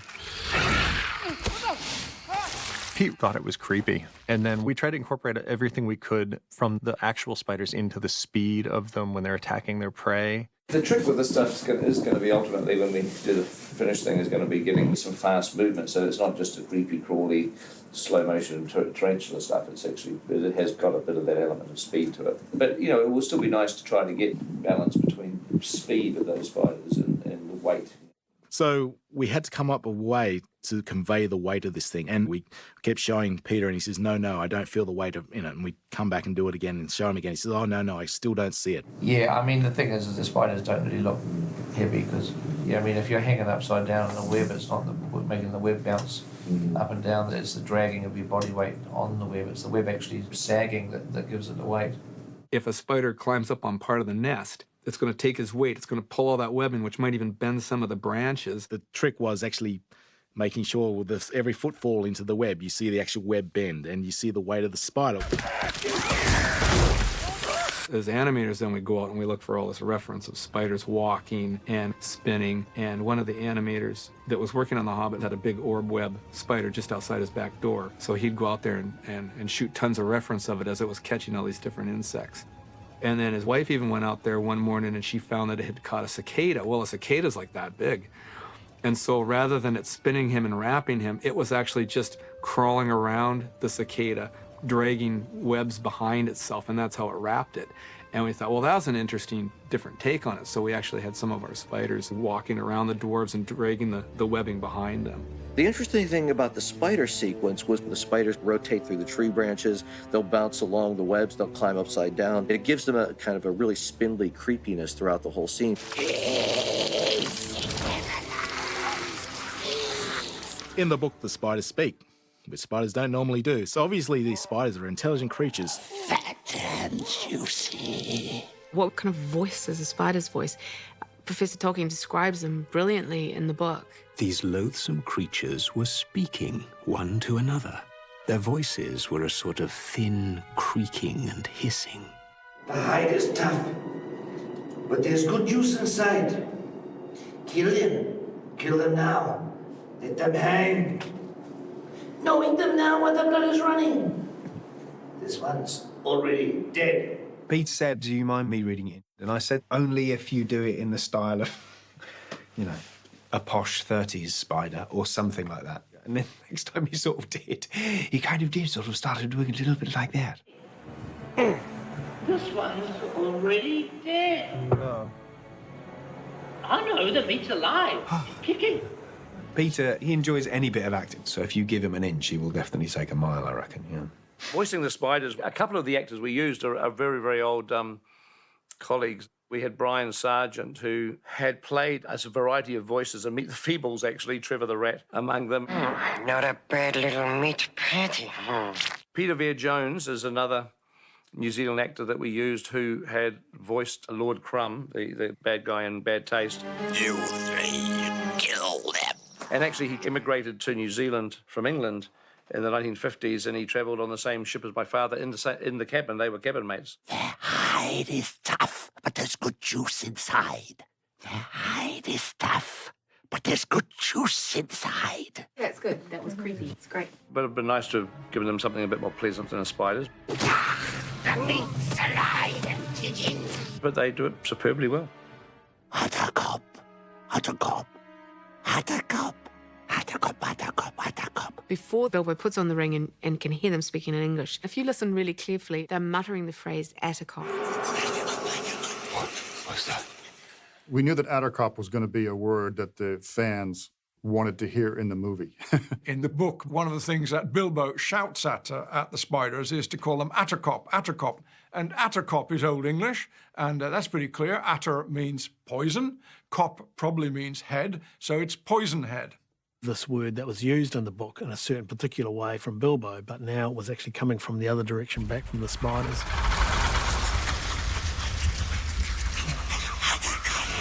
The thing I really felt like was going to make the spiders the creepiest was not going to be their vocal sounds, but the way they moved. And what turned out spectacularly well was getting a real stickly kind of sound.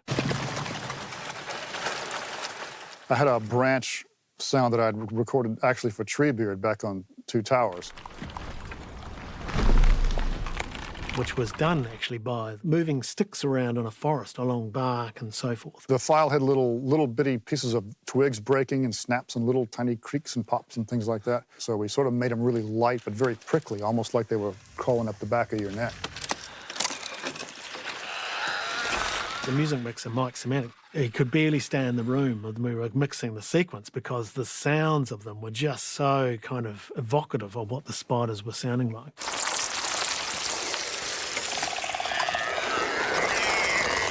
Oh, the spiders always got me. I don't care what you did. I was always creeped out by that, you know, and how Peter had us shape it. We took music out in spots and made it just about these very precise sounds with the visuals. And I was just like, it's too creepy for me.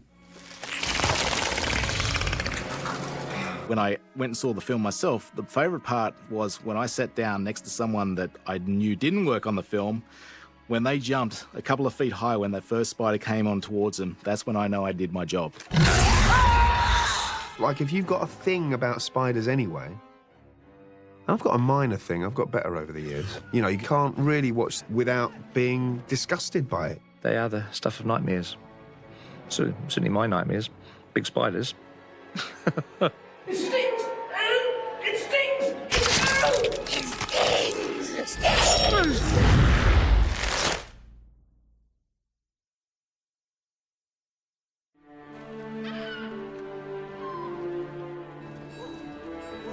Lake Town was an interesting part of the storytelling because if you look at the book, Lake Town is a relatively fleeting moment. It's only a half dozen pages. I mean, it's surprisingly short. It's shockingly short. But nonetheless, you know, for us, we had to make this movie more than just the company continuing on their journey. We had to introduce new characters, and Lake Town was an ideal opportunity to do that. What is this place? This, Master Buggins, is the world of men. The men of Lake Town, the people of Lake Town, is the first human culture that Bilbo, and therefore the audience, witnesses. And when you get to a new culture, there's a need, of course, to define what's the influences of the land, of the environment. It's just a nice image in my mind from the book, you know, the cold lake and the city on stilts. And it's very evocative. With the Lake Town men, really their sort of theme or their aesthetic all had to do with where they lived and also their level of prosperity. You know, they weren't meant to be wealthy people. They were meant to be fishermen. The population of Lake Town is quite a mixed bunch. It's the equivalent of a medieval trading center with goods and people coming in from every part of the world. Because people travelled from the four corners of Middle-earth to trade, we wanted to make it feel like it was made up of a lot of different races. Knowing that we were heading north and east into the wilderlands of Middle-earth, we'd correlate it to cultures of our own world. from Mongol, Chinese, Russian, some Tibetan, Lapland people. We started to influence the cultural references from the northern and eastern climes. And so you kind of gathered everything and mixed it up, and out came the people of Lake Town.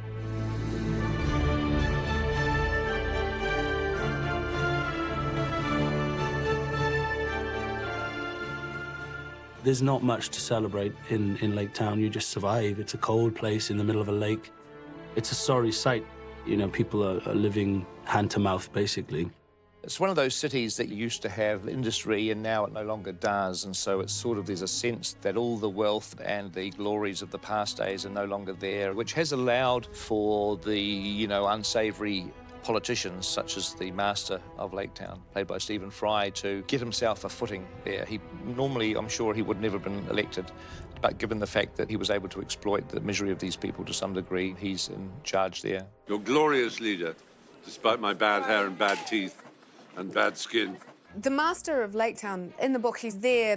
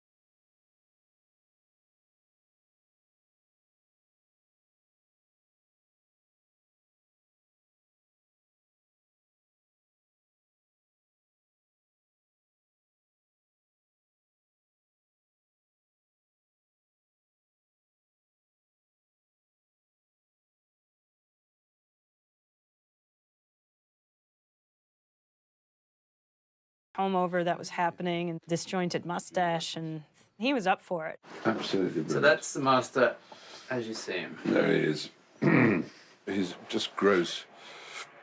Oh, I'd spoken about people at schoolmasters who had this acid reflux, and Peter found that very amusing. There's that sudden escape of gas. Yeah. Which can always happen at very unexpected and very inopportune times. Go now with our good will and our good wishes. Stephen was a dream to work with. And the one thing that's very, very funny, though, is they said, we love the nose. We all love the nose, fantastic nose. And I said, but that's Stephen's own. We haven't done anything to his nose at all. The whole experience is basically any shred of dignity that an actor can have, any sort of claim to suavity or, you know, a kind of debonair style is just been taken away in every level with a padded stomach and terrible clothing and the sweat and the lank hair, and I've never had to be quite so hideously monstrous. The master is very unkempt and somewhat ridiculous, so his costumes all suggest that. We used to do show and tells in the costume fitting area, and so he'd made several outfits for him. He didn't wear all of them, so you kind of have this show and tell with everything. And I can remember Peter just falling about laughing. Yes, the kind of going, oh yes, with stains around here. Yeah, terrific. You need that level of lavishness on him and rich fabrics to begin with. We did break them down, so they looked mouldy and greasy and grimy. But he still has to look like he's got more money than everyone else. Good morning, sire. You really are looking ravishing today. Yes, I suppose I probably am. If one wanted to define the master, it's very well done by the relics of his youth, which are sort of idealized form of this man with his golden hair, you know, looking out over the waters. And another is his portrait, where he stands proudly in younger, better days. When Stephen was doing one of his costume fittings, I took the opportunity to get some photographs of him. Then that was printed onto canvas. And then on top of that, actually kind of painted over practically the whole thing until it looked as much like a genuine old oil painting as possible. What would be quite good, I think, is to give him a little bit more wave in his hair. Like, it's really a fantasy. Yeah. And then, if there's any way in Photoshop you can reduce his paunch a bit, it's almost just like taking a bunch of that and just squishing it in a bit so that it's not as extreme as the real thing. That's the portrait. It's splendid. I wonder if he was ever actually like that, or whether he just told the artist He would have to told have the ringlets. artist, I'm taking a little bit of medicine that'll bring my hair back, and so I think we should anticipate the regrowth. We should anticipate the return of my locks, because we do want to future-proof the painting. Stephen, it was just a joy.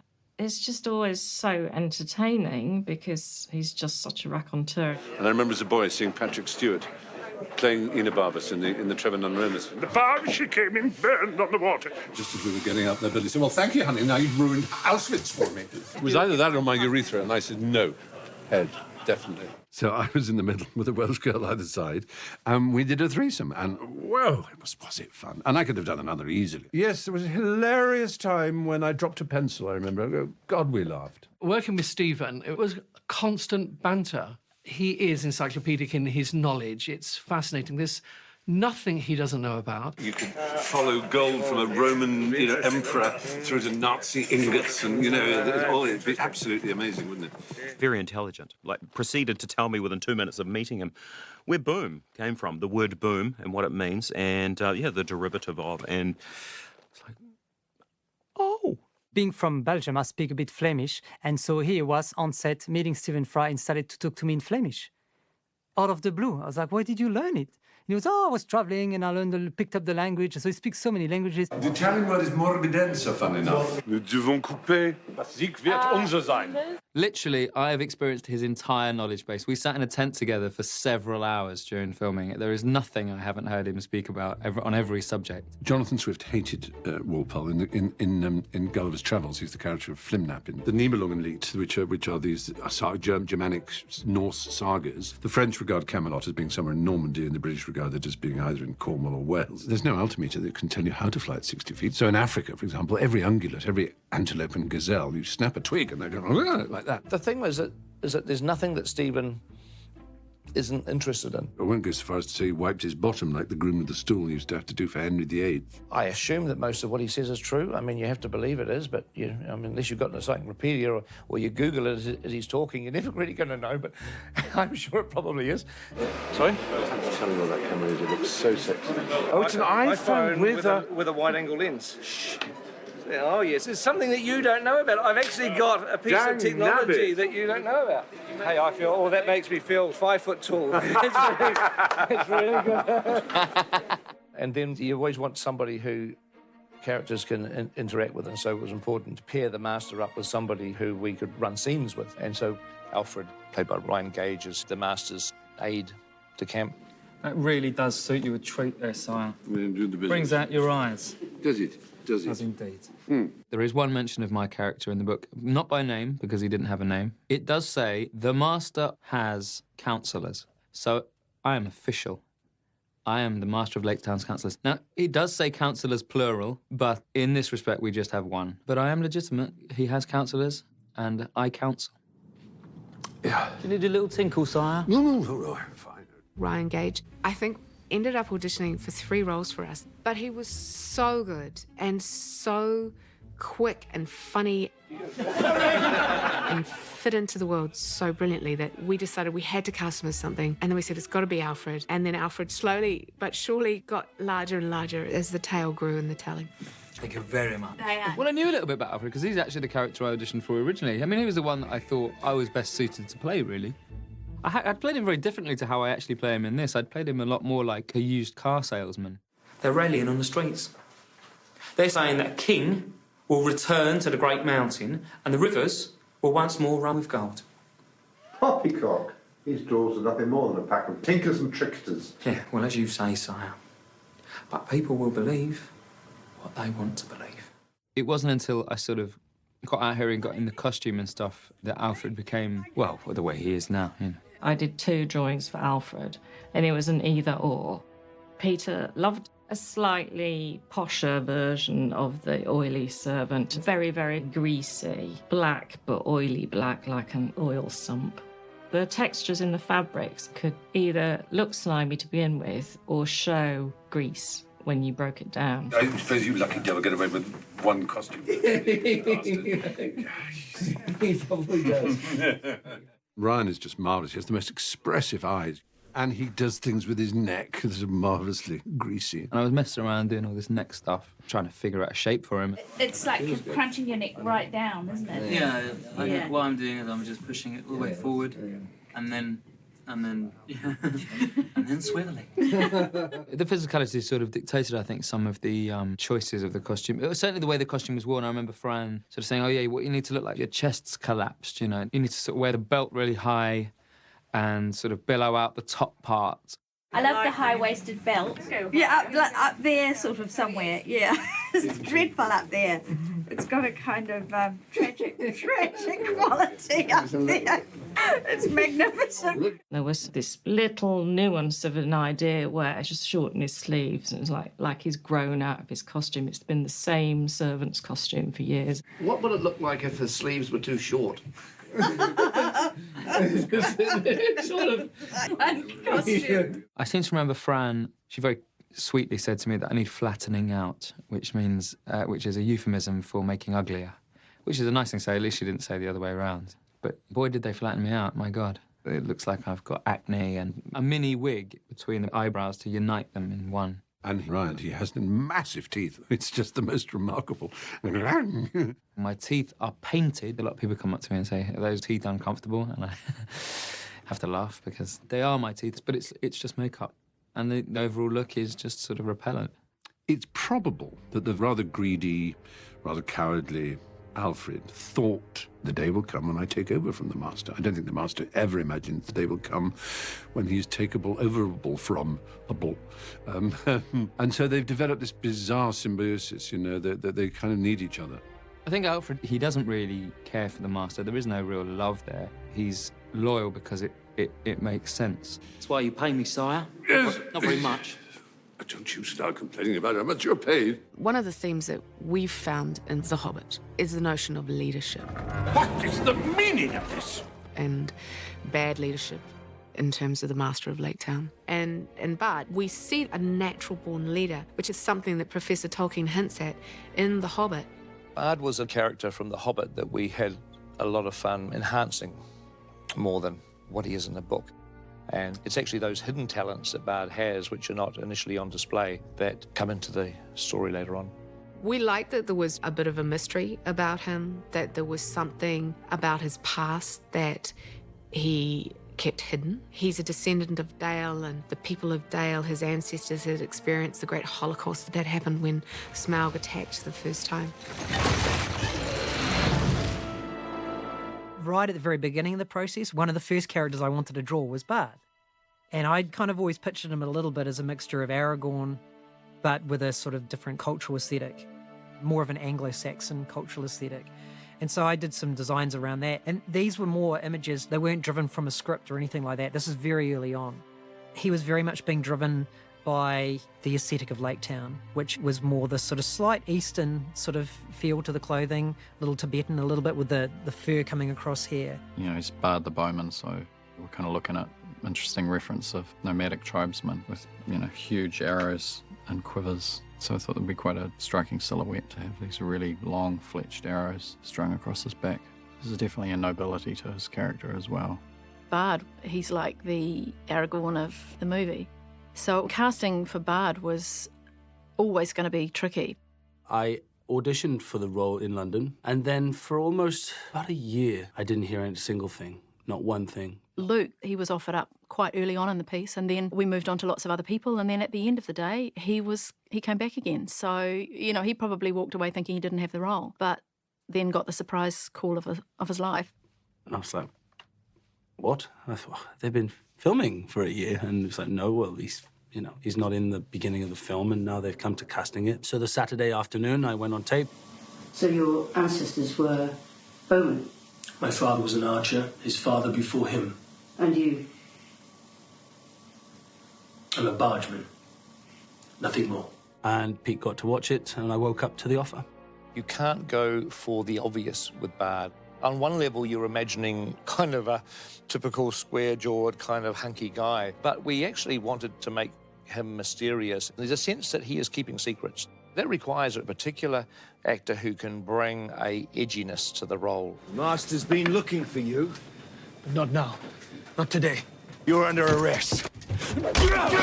As well as then ultimately having a heroic ability as well. Luke brought all of those qualities, that enigma, danger, the mystery, but ultimately he was also able to become a pretty amazing action hero as well. Bang, down. Oh, he's so sexy. So when it came to designing Bard, I mean, everyone was saying that, you know, this is the Aragorn of The Hobbit. Although he is the hero of the film, we can't go anywhere near Vigo. We tied his hair back. We call it half up, half down. And actually, if you let this hair down, it tends to end up being this thing that frames the face too much, and we can't see the face. And this is a slightly sort of stronger image of the hair scraped back off the face. It's practical for who he is and what he does, because hair in the face when you're about to shoot something. But also hair in the face when you're on your barge too, in the wind trying to till your barge along. You don't want to have wind blowing. And so his clothing is very practical. They tried a few different coats because whatever he wore, he would never take it off. I mean, it's a cold place and he doesn't have much money, so his clothes would be something that he would always wear. It would be day wear, night wear, work wear, home wear.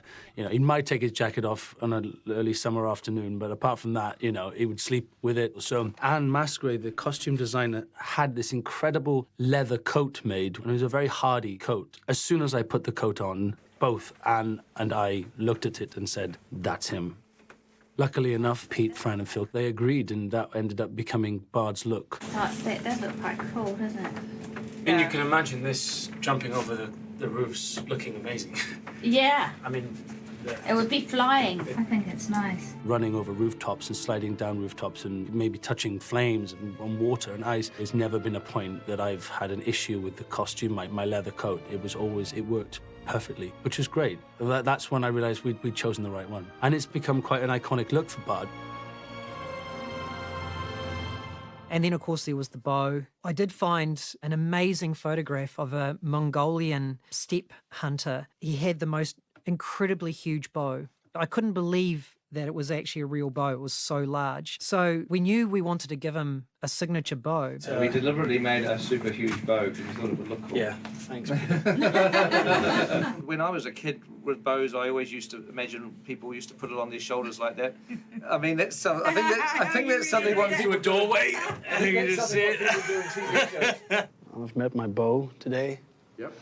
Which is very nice. I've been told I shoot it like this. Instead of against the eye, it goes behind the head. The one thing that we got with Luke as well was a fantastic Welsh voice. I am Luke. I am Bard. Yes, I've been here 7 days now. It's great. It's lovely. It's like Wales. It's like being home. I'm just so delighted because both of my grandfathers were Welsh on my mother and my father's side. So I have an emotional connection with Wales. And so I'm actually really, really pleased that Bard turned out to be a Welshman with that lovely, lovely voice. I don't know what business you had with the elves, but I do not think it ended well.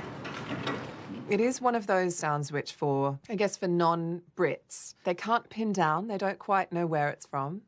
And that's quite good for a character like Bard, to have a sense that He is in Lake Town, but not of Lake Town. And I thought, well, that's amazing. You know, it's probably the biggest job I've ever done, and it's the first time I've ever used my own accent. So that was a really lovely thing. But what I didn't realize is what an effect it would have on the story. Being an ancestor of Dale meant anybody else who was an ancestor of Dale would have a Welsh accent as well. So when I go back to Dale in the film, I feel like I'm going back to Wales, because I know that if this piece was alive, everybody would have a Welsh accent. The thought of giving qualities of that sound to his children was an indication that it came from their heritage. Dad! Where have you been? Father, there you are. I was worried. He has 3 children. This is a slight change to the original story, but he has a son, Bane, who is in the book. And then he now has 2 other children, Sigrid and little Tilda. This is Mary and Peggy, and we play Bard's children. Our dad's also in the movie. He plays Bofa. We know the market's collapsed. They're of an age now. They can earn some money, and I need it, frankly. My pension. There they are, my pension. I'm delighted that I can start planning my retirement, and they can go off and have their young lives destroyed by film. Taught them everything I know. Took about an hour. No one really talks about Bard's wife or what happened to her, but I created a whole storyline in my head that Bard's wife died when Tilda was born, so my youngest has never met her mother. Just to add to the sad story of Bard and his poor little family that live in Lake Town. So that's what we've created anyway. We do discover from the appendices in The Lord of the Rings, and I think actually within the Council of Elrond, that Bard has a son, Bane. In later history, Bane goes on to succeed as King of Dale, and he has a son called Brand, and King Brand of Dale fights in the War of the Ring later on in Lord of the Rings. This is John. This is John. John Bell was cast as the son and Bane, and that was fantastic. Still the men of Dale, they did not flee. They did not run into the mountains and hide like others did. They fought him. They fought him as hard as they could. John Bell, over these 3 years, as the shoot went on, he went from a kid who was smaller than me when I first met him, and then as a teenager, he became more and more of an adult. John grew little is an understatement. He's at that age, you know, he's growing on a daily basis. John, you're a couple of inches taller since I saw you last. Yes, how are you? Son. All right. You can become your own big double very, very shortly. John Bell was a young man, and he was at least 6 inches taller than he was before. Pete has managed to somehow keep him at the same size. I don't know how they do it. I don't care how they do it, as long as they do it. He will be this size, which is appropriate, because he's my son. From reading the pages that they gave me for my audition process, I had a faint kind of idea of what Bane was like, and I drew some pictures of what I think he'd look like. But when you got here, that completely went out the window, you know? My idea is, I thought he'd have really long hair, like going right down, and I'd be able to whiff it as I took arrows out and fired them, but he's more of a sword guy, Bane. It's just setting up Bane as kind of a brave warrior-like character. Good, my bad. I like to do my own stunts because it's so much fun, and of course I want to do it if I can. John Bell was really into it. He just wanted to do everything. He wanted to try everything and do everything. He wanted to do his stunts. He wanted to be there early, and he was talking to the stunties, talking to different departments. He was enthusiastic to do everything. If he could, he would have put the lights on, set up the camera, do the acting. He would have done everything. Just give it a go. Da. Da. Our house is being watched. Well, that's quite good. I think Bane is very proud of his father and very proud of the ancestry he comes from. And I bet his father has told him tales about Girion and the dragon, stories passed down from generation to generation. The character of Girion became very useful to us in the storytelling in setting up the Black Arrow and how there's basically one left. And so they asked me if I'd like to play my great-great-great-great-great-great-grandfather. I jumped at the chance. We decided to make him look the same but different. So we have to see there's some sort of